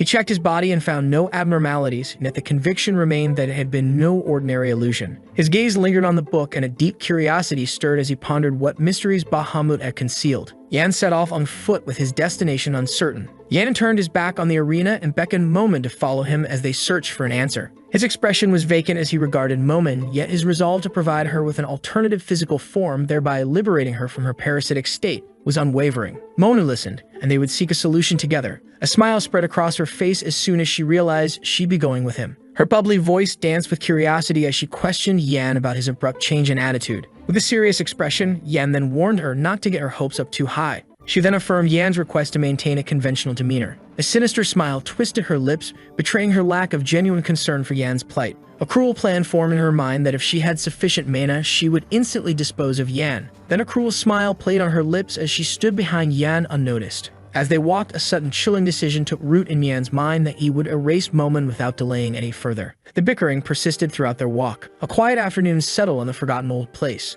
The beauty of the sunset highlighted the abandoned place's decay with a cool breeze that made the leaves fly. A fist seemed to materialize from thin air and punch the space. It was discovered that Yan had been practicing his punches in the abandoned place. The speed and force of his punch created a visible disturbance in the air as he continued to practice his punches. With grueling intensity, he then practiced both punches and kicks with unwavering dedication non-stop. He was completely absorbed in his practice, and his movements were a blur of punches and kicks. Waves of exhaustion crashed over him, leaving him gasping for air and rooted to the spot. A figure materialized before him and silently watched his training. The person watching was his commander and instructor, who was carefully assessing his skills. A fierce look crossed Yan's face as he braced himself to strike. With a sudden burst of speed, Yan then attacked, but the commander stood firm, just awaiting the assault. As he stood still, a sudden burst of energy erupted from the soles of his feet. Yan's eyes widened in disbelief and narrowed into a fierce glare as he registered the commander's actions. The commander invoked his powers with a raised hand and a chanted incantation. With incredible speed, his power then transformed into a sword, and he stood his ground. With the sword held high, he then waited patiently for Yan to close the distance. With blinding speed, the commander then swung his sword as Yan drew near. Upon perceiving the imminent attack, he defensively shielded himself with his arms. The attack was imminent, and he desperately shielded himself with his arms. The powerful attack had cut through the bars, leaving them broken behind him. A blinding light erupted from the attack behind him. It grew steadily brighter and brighter until its light was too intense for their eyes to bear. Their settling down brought an end to the brightness. The commander laughed, amused that he'd almost killed him despite restraining himself. Yan struggled to form the words, his exhaustion evident. Inverted and fuming, Yan then angrily reiterated his earlier instruction against life-threatening moves during their practice session. As the commander detailed their recent sparring, Yan then straightened up and his body regained its composure. Images of the books he pored over flashed before Yan's eyes as a stark reminder that without their knowledge, he might have been left only with his lower body. A whispered compliment about the commander made Yan turn around. Momon's sudden appearance and whispered praise startled Yan, who then immediately tried to send her away to conserve his dwindling mana. The conversation about the Special Forces commander stirred a feeling of recognition within Momon, that his energy felt strangely familiar. Yan's explanation of the commander's lineage left Momon speechless, realizing he is the founding emperor's descendant. Momon then attacked the commander, but only Yan could see her entirely. The commander's smile was gentle, a reflection of his pleasure in the light-stretching session with his apprentice. Yan listened intently as the commander explained that the technique was the first black shadow art. With a mocking tone, the commander then pointed out that no trainee had survived to see the second technique because all of them had perished after seeing the first. The commander's glare was intense, with a silent challenge as he wondered just how many of his techniques Yan could survive. A smirk touched Yan's lips as he considered the commander's assessment. As the evening deepened, the commander explained that mastering all the techniques he would teach Yan would take decades. Adjusting his gloves, Yan then assured the commander that he did not need to be concerned by the number of techniques that he'd teach him. Yan's confident and determined expression told the commander to worry about what would happen after he had shown him all the techniques. Dawn had arrived and painted the sky with the bright hues of a new day. A flurry of attacks rained down on Yan from the commander, but he still received each one. The sky opened up and showered them with rain, yet their rigorous training session showed no sign of ending. A surge of power flowed from Yan as he prepared his assault, the energy coalescing into a weapon in his grasp. A grim set to his jaw, Yan then stood poised and ready as he unleashed his attack with controlled power. The days blurred into a routine of training under the commander's tutelage, and the time seemed to slip away unnoticed. 2 years had flown by. The announcer made a grand entrance and revealed the top 50 trainees' combined rankings displayed on a magnificent staircase. However, the latest test showed no significant differences compared to the previous one. Although the trainees are working diligently to improve their positions, Yan consistently maintains his top ranking. Meanwhile, Lorena struggles to keep up and finds herself fallen behind despite all her efforts to surpass the others. Lorena cannot swallow the fact that her name is not written on the top-ranking spot. Yan suddenly vanished into thin air after the day of the announcement of the ranking. Lorena is filled with confusion as to why he is consistent in the top rank even though he does not show up in any of their training sessions. She then questioned herself about what he was doing all this time that he can train all by himself, but then always comes out the best of them all. Lorena grips her hand in anger as she wonders where he could possibly go after disappearing in such an event. The next test has finally arrived and she is filled with determination to surpass him in the rankings. She then slashes her sword beautifully while defeating a monster in her sight, thinking that she can finally be the best trainee and overshadow Yan. Lorena may strive for the top, but Yan's hold on the helm is immovable. Driven by desperation, she made a desperate gamble by choosing to engage with an A-rank monster. A captivating-looking cat suddenly turns out to be a demonic, wicked-looking long cat. The monster charged at Lorena with its human-like hands so swiftly that an ordinary trainee cannot dare to face it. The monster's shadow stretched across the ground as it charged forward, but suddenly a flash of a blade erupted from the darkness. The monster is dismembered in a blink of an eye, its parts scattering across the ground. Lorena furiously waits for her next opponent, fixated on the unfinished battle with Yan. 2 years ticked by and the last test happened at the third arena as two individuals tested their skills on each other. It is revealed that the final test will be a showdown against one of the instructors themselves. This was not just any ordinary test, and it was a crucible, as this is a trial by fire that would determine who would be deemed worthy to join the elite ranks of the Special Forces. The skill and ferocity shown after the fight would be the sole factor determining their fate. The grueling training stretching over an eternity had begun to wear on the trainees, leaving them bored and exhausted. As the complaints rippled through the ranks, Lorena then walked in the arena while others deemed the test too daunting, and the test was a mere formality for her. High-ranking soldiers like her could effortlessly outmaneuver even the most skilled instructors in the arena. Lorena has remained undefeated for the past year, with no instructor managing to overcome her. It has been a long day for all the trainees, but it appears that this is a piece of cake for her, and she must still participate in the test to be accepted into the Special Forces. The test is mandatory for all trainee soldiers, so no one is exempt, not even the most capable trainee. She wonders if Yan will also have to take the test while assuming he's likely required to participate. This is Lorena's opportunity to gauge Yan's true strength if he decides to take the test, as her anger grows the more she waits for him. Suddenly, a voice pleading for mercy to stop the fight pierced through her thoughts, leaving her bewildered. There is a voice she hears as the instructor and realizes that the evaluation is over and calls out to the trainee demanding they stop fighting and finally take a seat. The evaluation is completed, but the trainee, consumed by rage, suddenly attacks the instructor with a sword. The trainee extended his claws and refused to accept the fight was over, believing that running away was not a victory, and the battle raged on within him. The one fueled by rage was Cruel Dwight. He is a high-ranking soldier who held the third-place spot in the overall rankings. He is already consumed by his anger and insists that a true battle can only end with the death of one combatant. Dwight menacingly looked at his opponent while he mocked the instructor's uniform, declaring the man too weak to wear it. The instructor is stunned by Dwight's disrespectful words and feels a jolt of anger. Before he could react, Dwight then slashed at him with his sharp claws. The instructor was caught completely off guard and had no time to plead for mercy. The attack was swift and brutal, and it was too late to avoid. Lorena watched the whole thing with a mixture of disgust and disbelief twisting her features. Dwight's actions in her eyes were not those of a powerful warrior, but of a desperate man making a fool of himself. A ripple of agreement went through the audience as they witnessed Dwight's unprofessional behavior during the evaluation. Even a fellow high-ranked trainee soldier, Roman, visibly recoiled and crossed his arms in disgust, thinking that Dwight is quite arrogant and entitled. Kasia deemed the instructor's pairing with the arrogant, cruel, unfair, and requested Roman's assistance as she joined the arena to watch. Roman's hesitation stemmed from past incidents where instructors had killed low-ranking soldiers, and Kasia perceived this as fear, a claim Roman refuted. Lorena initially perceived him as having a disagreeable personality, but somehow he proved to be less volatile than she anticipated. He killed the instructor who had recently trained him, and the gruesome details were seared into her memory, and she believes he's been mentally unstable for 2 years. Meanwhile, disagreement still persists between Roman and Kasia regarding the appropriate course of action concerning Dwight's behavior. With graduation looming, the last thing anyone wants is a scandal involving the powerful Dwight family, while Lorena's serious expression underscores this. The arena battle was interrupted when Dwight's fierce blow shattered the instructor's sword. The instructor collapsed after a devastating blow, while his shattered sword lay abandoned on the ground. Dwight asserted his dominance over the instructor, claiming victory even without the use of weapons, and subsequently engaged in an attack while the instructor begged for mercy. With eyes shut, Lorena then silently entered the fray, conjuring icy spikes to block Dwight's path. The ice spikes barring his path left him uncertain how to proceed with his attack on the instructor.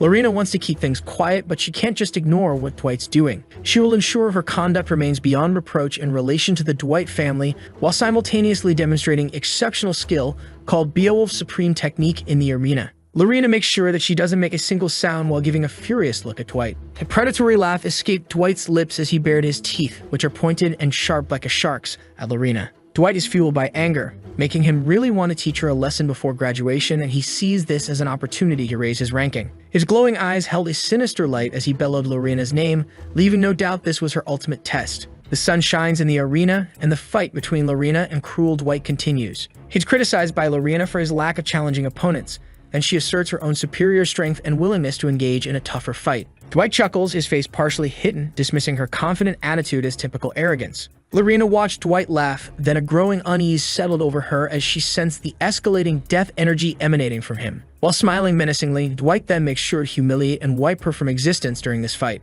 Lorena prepares for battle, weapons at the ready, but Dwight's superior claw-based fighting style quickly proves decisive, and she even gives him a chance to use a sword as a gesture of mercy. The two locked in a desperate struggle, and the air filled with the deadly dance of their weapons, while their every strike illuminated the arena. As Kasia and Roman observed the evenly matched combatants, Roman felt a shift in momentum, believing that Lorena was now in the lead. Roman is observing carefully and concludes that Dwight will struggle to close the gap within the next 30 moves, while Kasia agrees and hopes that is the case. They notice Cruel is giving off a strange energy unlike anything seen before from either the Special Forces' dark shadow arts or the Dwight family's techniques. Kasia realized that the energy really wanted him to kill his opponents, unlike Lorena's technique. Roman's teasing response to Kasia reignited their argument about their respective positions. A disagreement persists regarding the importance of the third-place ranking for them. Roman suddenly revealed Kasia's dirty secrets during their dispute. He stated that she created a private organization of commoners and countryside nobles, and Roman sees it as a fan club rather than a private organization. Kasia then also revealed Roman's secrets. She uncovered that Roman is secretly recruiting trainees who are slaves and creating an army out of it.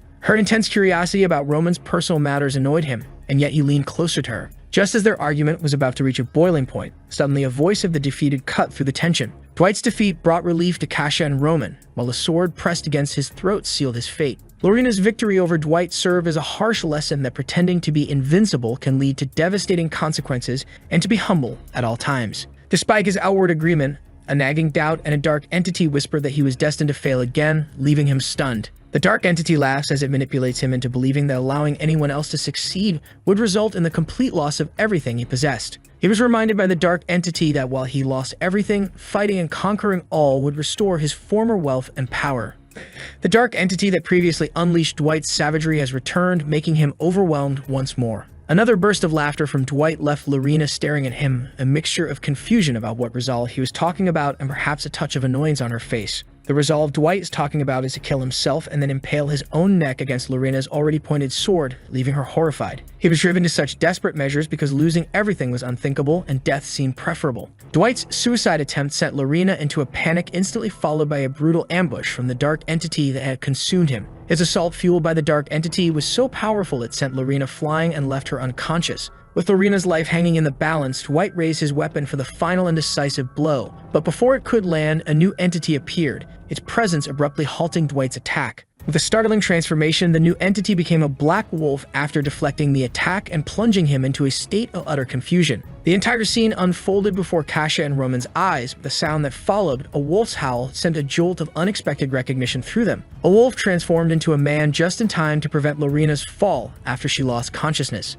The man was none other than Yan. Yan's unexpected appearance continued to astound everyone. Injured Lorena awakened in Yan's arms. She was taken aback by the help she received from the man she was competing against. Dwight viewed the situation as a chance to face stronger competition following his demonstration of ability, but Yan offered no response and simply stood silently. Under the watchful guidance of his black ghost wolf, Yan gave Lorena a chance to rest. Dwight still gave that creepy look, and Yan noticed he hadn't changed one bit in 2 years. Moen displayed an interest in Dwight, notwithstanding the latter's demonic influence, and Yan also agreed with her. They both caught a glimpse of the demonic dark entity that influenced Dwight, and it was now their chance to fight it before the demonic entity became stronger and Dwight eventually became a demonic human. Dwight laughed at them and looked at them with his illuminating creepy eyes while they were still observing. Then he suddenly leaped and attacked Yan with a surprise. Yan was concerned about Dwight's future and warned him that he would regret this if he attacked with his sharp claws. The impending confrontation between Dwight and Yan was abruptly halted by an unexpected voice calling for silence. That voice mocked Dwight for being arrogant in the past 2 years.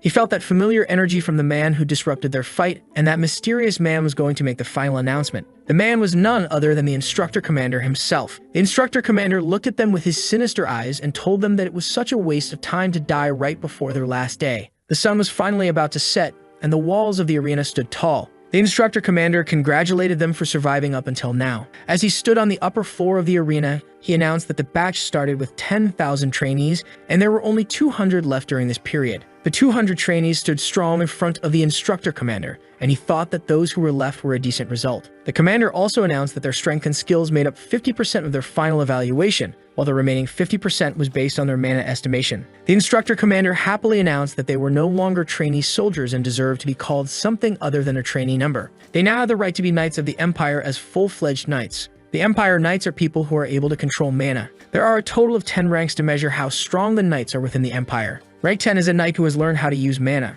Rank 9 is a rank that possesses an energy core or circle. Rank 8 knights are able to resonate with their sword's name, and Rank 7 knights are able to manifest energy onto items. Rank 6 knights are able to imbue energy onto a sword or their body, and Rank 5 are knights who are able to focus their sword aura into a sword blast. The 4th rank consists of knights who are able to use an enhanced sword aura. The instructor commander finally wrapped things up, and the results of the evaluation would be announced. He also finally announced the training with the highest overall evaluation, which was Yan. As the ceiling of the academy stood high inside the hall, Yan's knight rank was announced. His rank was the upper rank trainee's accommodation, and it had been 2 years since he had a decent accommodation. Mona then politely asks what that knight rank is all about, and Yan is quite disappointed by her lack of intelligence about ranks. Yan briefly explains that those ranks did not exist 1,000 years ago, and they have given a rank to the knights like a circle of magic. He also included that most of the trainees would only reach rank 7 or 8, while a flashback of the previous trainees is shown. Though the rank does not look high, they are still at a level where they are capable of taking out most demi-human monsters. Lorena and the other 3 are the elites that belong to rank 6. There are very few people within the training center who can defeat the 4 of them, and to become rank 6 at their age means they are elites among the elites. While Yan is explaining, Lorena suddenly walks in and notices he has changed a lot after those 2 years. Lorena greeted Yan and also noticed his hair had grown very long as they looked into each other's eyes. Yan suddenly said that Lorena has grown a little shorter, and an awkward silence occurred. Lorena thanked Yan for saving her from the fight after that silence, and Yan told her that there is nothing to worry about. Yan worries about the injuries she received earlier in her fight with Dwight. Lorena's anger erupted unexpectedly, and she was upset by his earlier involvement in their battle. Yan is visibly confused at that point. Lorena points out that he is in the 5th rank, but it doesn't mean that he needs to help her, and rank is just a rank. The Empire's rank 5 is the people who are about to attain enhanced sword aura, and most knights can only dream of it. Although there are some rank 5 knights within the Empire, the only person who's achieved rank 5 is the current Crown Prince Leon with his dragon entity by his side. She proceeds to leave while teasing how ugly his hair looked that day, and Momon bursts into laughter as Yan notices that she is so easily angered.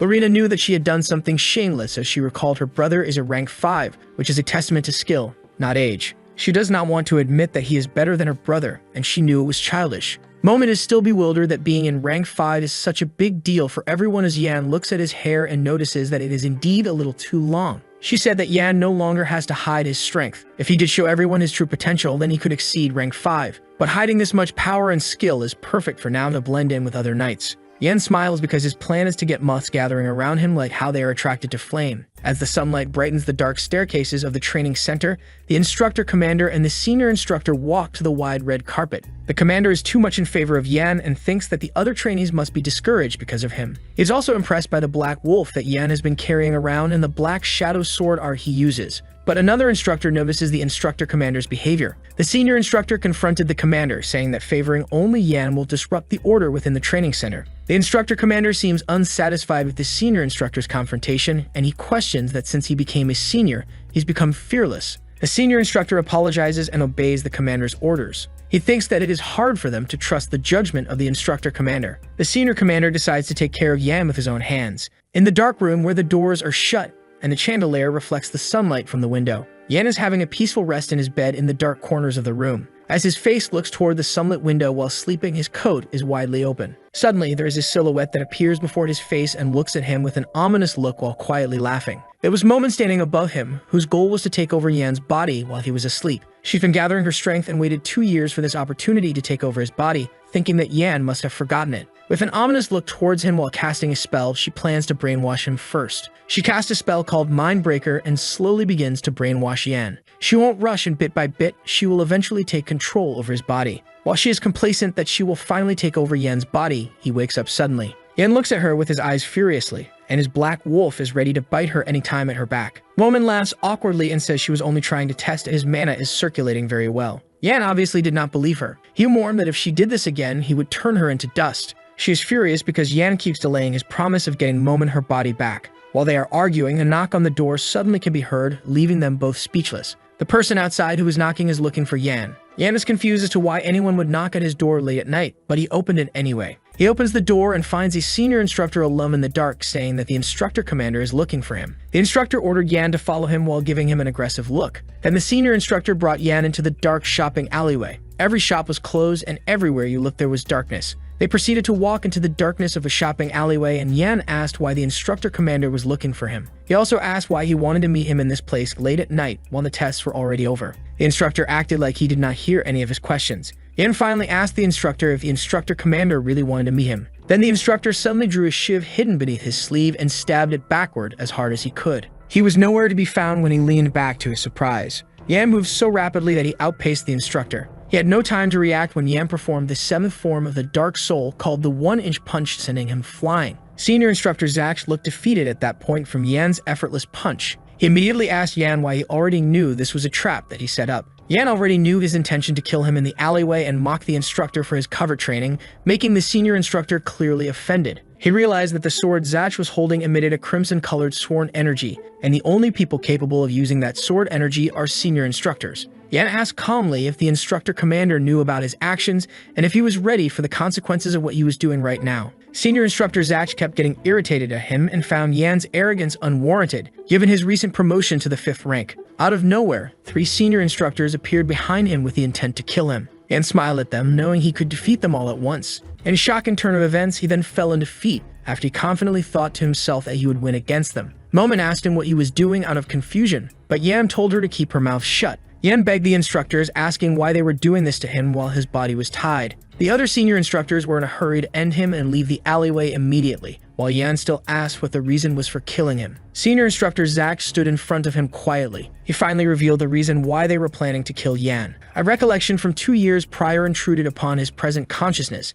and he remembered Yan facilitating the escape of several trainees, an act that resulted in the death of his brother, who was an instructor at the facility. Consequently, he was driven by a profound need for revenge, and Zach had been waiting so long for this day to come. He would kill Yan to appease his brother's soul. Zach was about to slash his sword against Yan, but his companion, who turned out to be the Black Wolf, bit the blade. The wolf prevented the senior instructor from attacking Yan with his sword. Then the wolf used the Black Shadow sword art called materialization that caused the senior instructor to be pushed back and the sword to turn into a lump of paper. Yan felt utterly sorry for his brother as they both fought to survive, and there was no grudge involved. He also said that they were the ones who taught them to do that, and it was hard to believe that the instructors were mobilized just from a personal grudge. Zach had his own suspicions about what really happened, so he did not believe Yan's story. Yan then labeled those senior instructors as rebels while giving them a gaze of hatred in his eyes. A continent-wide revolt is now a memory, viewed from Yan's retrospective. The war united a motley collection of rebels under the banner of a revolutionary army.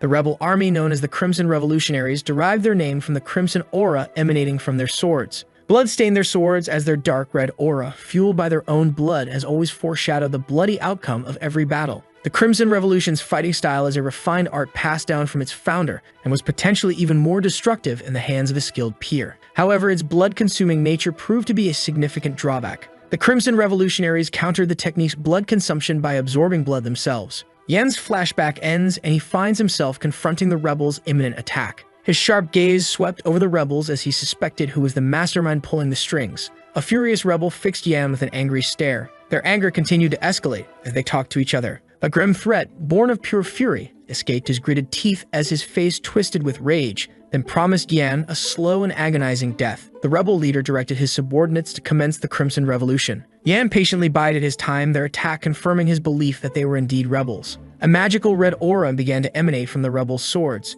With blinding speed, the rebel then launched his attack against Yan. 3 rebels converged on Yan, their blades flashing as he stood defiant. Facing 3 rank 5 rebels wielding the Crimson Revolution, Yan then knew that he had to fight seriously. Yan starts to unleash the fury of his powers, called a Black Wolf, that has materialized before him. A powerful aura enveloped his hands as his technique took hold. A lethal look in his eyes as Yan watched them, the Dread Slash technique fully charged and ready to unleash his power. The rebels stared in disbelief at the power Yan had unleashed. The technique, identical to the instructor commander's Dread Slash, is a fact that left him reeling and considering Yan's youth. Yan gathered his strength, and his attack was imminent. With hands raised high, Yan then poised himself to strike. As the rebels attacked en masse, Yan then unleashed his most powerful attack. The clash of the slash attack and the rebels resulted in an explosion of darkness. A colossal black slash ripped across the sky, its power briefly visible in all of them before vanishing. The sheer shock of what had transpired left the bloody rebel leaders speechless and immobile. A single swing of Yan's sword sent the rebels sprawling, their blood and lifeless bodies on the ground.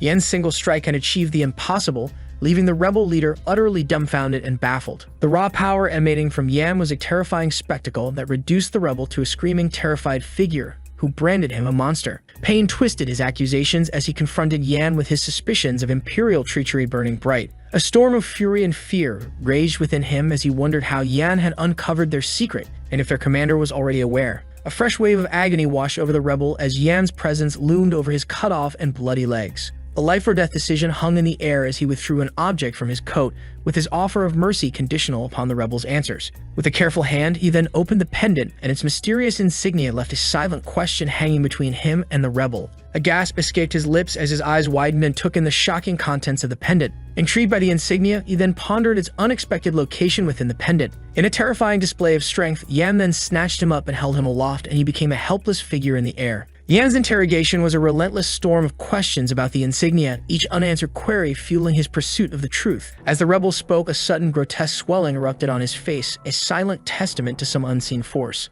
The sight of his face was a horrifying shock to Yan. The swelling and bumps on his face multiplied as he spoke of the insignia, a disturbing visual accompaniment to his words. A violent explosion ripped through the air and showered the surroundings in blood. The rebel's head had literally blown apart when Yan released him, leaving a headless body and a chilling question of suicide in Yan's mind. Monen's sudden arrival brought a possible explanation that the explosion was the result of a magical restraint placed upon the rebel. She then explained that mentioning a specific word would trigger the magic that caused an explosion and killed the person it was placed on. She also proudly admitted she'd attempted to place the same restriction on Yan. Yan's eyes fell upon the fallen rebel, his lifeless form a stark reminder of the violence. A growing unease settled over him as he realized the insignia linked the commander, the rebels, and even his own parents. He immediately set off, determined to inform the instructor commander of his findings without delay. Moment and Yan continued discussing the possibility that the instructor commander had sent the rebels. A serious look settled on Yan's face as he reaffirmed his conviction that the commander was not after him. He turned to find the commander behind him and wondered if he'd sent the rebels to kill him. A derisive scoff escaped the commander's lips as he dismissed his suspicions. He argued that a teacher would never instruct their apprentice to murder their own subordinates. The commander recalled that one of his subordinates had been disrespectful recently, and that they needed to be disciplined. With a final farewell, they then prepared for the mission's commencement the following day. Yan remained silent with his gaze fixed on the commander as the latter instructed him to rest. As he left, the commander then warned Yan that he'd have his hands full with what was coming. At midday, a dense fog hung heavy over the silent pine forest. A powerful steam engine roared, breaking the stillness as a train surged forward with breathtaking speed. That was the Continental train heading towards the northern Beowulf territory. The gentle warmth of the sun contrasted sharply with the fierce wind's howl outside the train window. The speeding train caused the luggage to rattle violently inside. Inside the passenger cabin, a conductor checked the tickets of the passengers, making sure that there were no fare evaders. The train conductor then asked Yan for the ticket. He found the ticket beneath his black coat and asked for a moment. Yan proceeded to give the ticket to the train conductor, and he could now enjoy the ride after his ticket was confirmed. The sun illuminated the brown wood of the train's hull cabin. The tests were finally over. Yan thought he had been sent to the northern Beowulf territory to have a leisure train trip. Then he suddenly doubted such a thing. He was sent to that territory for a reason, and it was an important mission. The trainees that survived the tests had become official Special Forces members, while Yan and others were deployed for their first missions immediately. They were deployed into 4 battlefields. With the Empire as the center, Kasha and 80+ of her followers went to the east, which shares a border with the land of undead and wraiths. When a hand of the undead suddenly emerged behind Kasha, Roman and 50+ people under him were deployed to the west, where strange phenomena and monsters appeared. As they looked to the dunes of the vast desert in that region, 60+ members that belonged to the higher ranks were deployed to the stormy south, where pirates and tornadoes appeared, as the high-ranked soldiers found themselves going through the large waves of the ocean. The north, where the lands are frozen and the borders are shared with the barbarians' territory. This is where Yan and 3 other members were deployed. Only a very small number of people volunteered to be assigned to the north. It is because the cold there is said to be able to freeze even the mightiest dragons. Yan preferred going alone without many people volunteering with him. He looked disgusted by the combination of members. The members consisted of Cruel and Lorena with a knight rank of 6 and Cheryl, who was a rank 8 knight. Yan thought they would become pains in the ass later on that mission. Cruel asked Lorena if she was following him to get revenge by trampling all over him. Lorena acted like she did not hear any of his words, and Cruel was mad about it. Cheryl advised Cruel to shut his hurtful mouth towards her. Cruel thought that Cheryl was just a maid of Lorena at this point. Then she introduced herself and said that she'd been working with Lorena ever since the Blade Mountain ranges. After Lorena saved her, she then decided that she would go where Lorena goes, and no one had ever stepped in like that before her. Then Cheryl thought that Lorena was quite annoying by his behavior, and Cruel was still mad after she said that. Yan was also annoyed at everyone, thinking that he wouldn't be able to travel quietly while with them. Cruel Dwight did not actually care about Lorena, and there was only one reason he decided to go north. His intent was to kill Yan. He then gave Yan an aggressive gaze while he was taking a nap. He just hated the sight of Yan from their first meeting, as a memory overwhelmed him of his defeat after battling with him. Yan always got in his way and humiliated Cruel. Now this was Cruel Dwight's chance to kill Yan, since they were now outside the training center's premises. He was starting to be insane again as he drew his knife slightly visible. His eyes suddenly looked evil while imagining Yan's death. Then Yan looked at him menacingly and knew what Cruel's intentions were. He got scared of Yan's stare, which left him sweating, and got punched by him because of his behavior. The railroad screeches as the train continues to head toward the north. Lorena stares outside the train's window without saying a word, and she sees her hometown, thinking that she never thought she'd go back this soon. She then remembers how she got exiled from her hometown and how she left the territory without even turning back a single time. Lorena has not heard anything about her brother, and she cannot go back like this after she left her hometown. She is trying to put herself back together and fighting back her tears. Yan notices that Lorena has not spoken a word all this time. He guesses that she is not happy about going back to her hometown. Yan has shocking news for Lorena, hoping that even she will get surprised as he stares at her with a smile. They will reach Avalon soon, as the sunlight disappears inside the passenger cabin of the train. Yan suddenly hears a voice in the back, leaving him bewildered. It turns out that the Imperial advisor really wants to drop by even though Avalon is near. Another man confronted the advisor, stating that the Crown Prince will be disappointed, and he cannot just drop by while the train is moving. According to the Imperial advisor, the Crown Prince's academic studies are already finished, and there is nothing else to teach him anyway. That's why he chose to go north. That old man is actually Imperial Advisor Hugo. He is the teacher of the Emperor and the Crown Prince, and he is also known as the brains of the Empire. Yan is glad to meet such a noble individual. He was a commander who knew no magic or martial arts, but he still became a respected great person of the Empire with academics and philosophy. Even the Emperor recognized him and bestowed the title of Count to him, who was a commander back then. He was magnificent even in his last moments, befitting the titles given to him in Yan's past life. The Imperial Advisor kept advising the Emperor while bleeding and crying for 3 days and nights. Due to his loyalty to the Empire, he then gets rewarded by the Emperor by giving him death. However, that will only happen later in the future, but not for now. The conductor apologized for causing discomfort to the Imperial Advisor. Then the train management prepared a private room only for the brains of the Empire himself. Yan notices their exchange but stays silent. As both of them head toward the private room, Yan stares quietly and notices a hand signal done by the conductor. It's a sign language meant to be sent to other people on his team. The message he reads is that the train is passing through a tunnel, and when that happens, it is time for them to assassinate the Imperial Advisor. Yan smirks as he has been waiting for this opportunity to come for so long. He then recalls the advisor's personality, which is that he is loyal to the people of the Empire and not the Emperor. And so the Revolutionary Army deemed him a nuisance to their plans, so they decided to kidnap him. He knew that these people were the Revolutionary Army since the sign language they performed is done only by the Revolutionary Army. The conductor then announces that they would be making a brief stop in the tunnel due to a technical issue and prompts the passengers to remain in their seats. Yan has been waiting for this chance to rescue the Imperial Advisor and build a connection with him. He then calls attention to his subordinates and states that he will be conversing via frequency transmission from now on. Yan explains that the train has been taken over by the enemy, and in an hour's time, when the train enters the tunnel, the enemies will ambush one of the VIPs on the train. He adds that the enemies are disguised as train crew members, and that there is also a chance that some of them are disguised as passengers. Cruel interrupts his plan, saying that they haven't even received their mission yet, so there is no reason for him to listen to his plan. Due to that, he gets punched in the face, which promptly silences him. And so Yan continues on and asks if anybody else has a question. Lorena states that it is hard for her to suddenly take in everything he has just said, so she asks where he got his information. Yan explains that the commander had instructed him privately about it, which is also the reason he chose to go to the north. Lorena seems to believe his explanation, so she now asks if he knows who their enemies are. Yan tells him that he doesn't know their exact numbers, but he knows who they are. He reveals that they are part of the Revolutionary Army, which sends Lorena into shock, possibly hinting that she has unfinished business with the bunch. Time passes and the snowstorm gets stronger by the second. The train continues to move through despite the strong snow. Inside the train, the guards are talking about the passengers they have put to sleep with their sleeping incense, so now they can slowly take over the carriage. One of the guards worries that there are special forces among the passengers, but suddenly a voice from behind the guard asks why crew members need weapons, which sends a chill down his spine.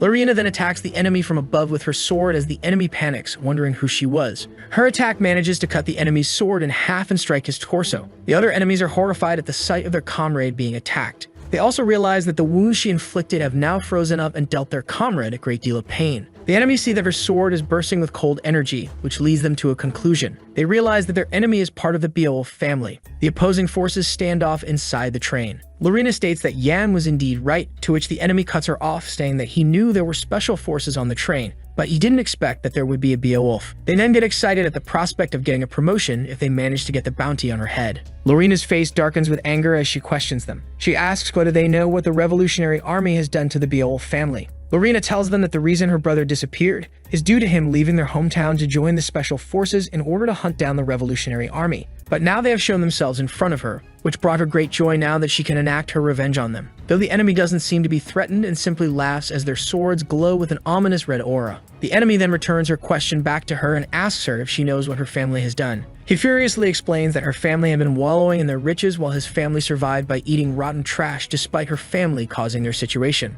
Lorena responds while preparing her attack, saying that her household walks the path of protecting the North and the Empire, and if they make her family an enemy, then that means they are the enemy themselves that threaten the North and the Empire. The glass surrounding the train cart all shatters following her devastating attack. Reinforcements try to reach the cart where Lorena is fighting, but something stops them in their way. Cruel is the one blocking their way, who also states that he is looking for someone to unleash his anger on. Their fight then starts under the strong blizzard outside the cart. The aftermath of their fight is bloody as the enemies are now amputated. Cruel also states that he likes the feel of the sword he took from the Imperial Vault. He is also refreshed after seeing some blood after such a long time, given how he is a blood-crazed maniac. His eyes then sharpen as he proclaims that Yan will be next on his list. Outside the train, Moment informs Yan that she senses mana from the next carriage. She also tells him that he shouldn't call her for useless stuff like detecting enemies' mana. Yant responds, saying that she has to earn her keep. As Momin floats above him in the air, he then starts his operation to save the Imperial advisor from the Revolutionary Army. Our video ends here. If you like it, subscribe to the channel.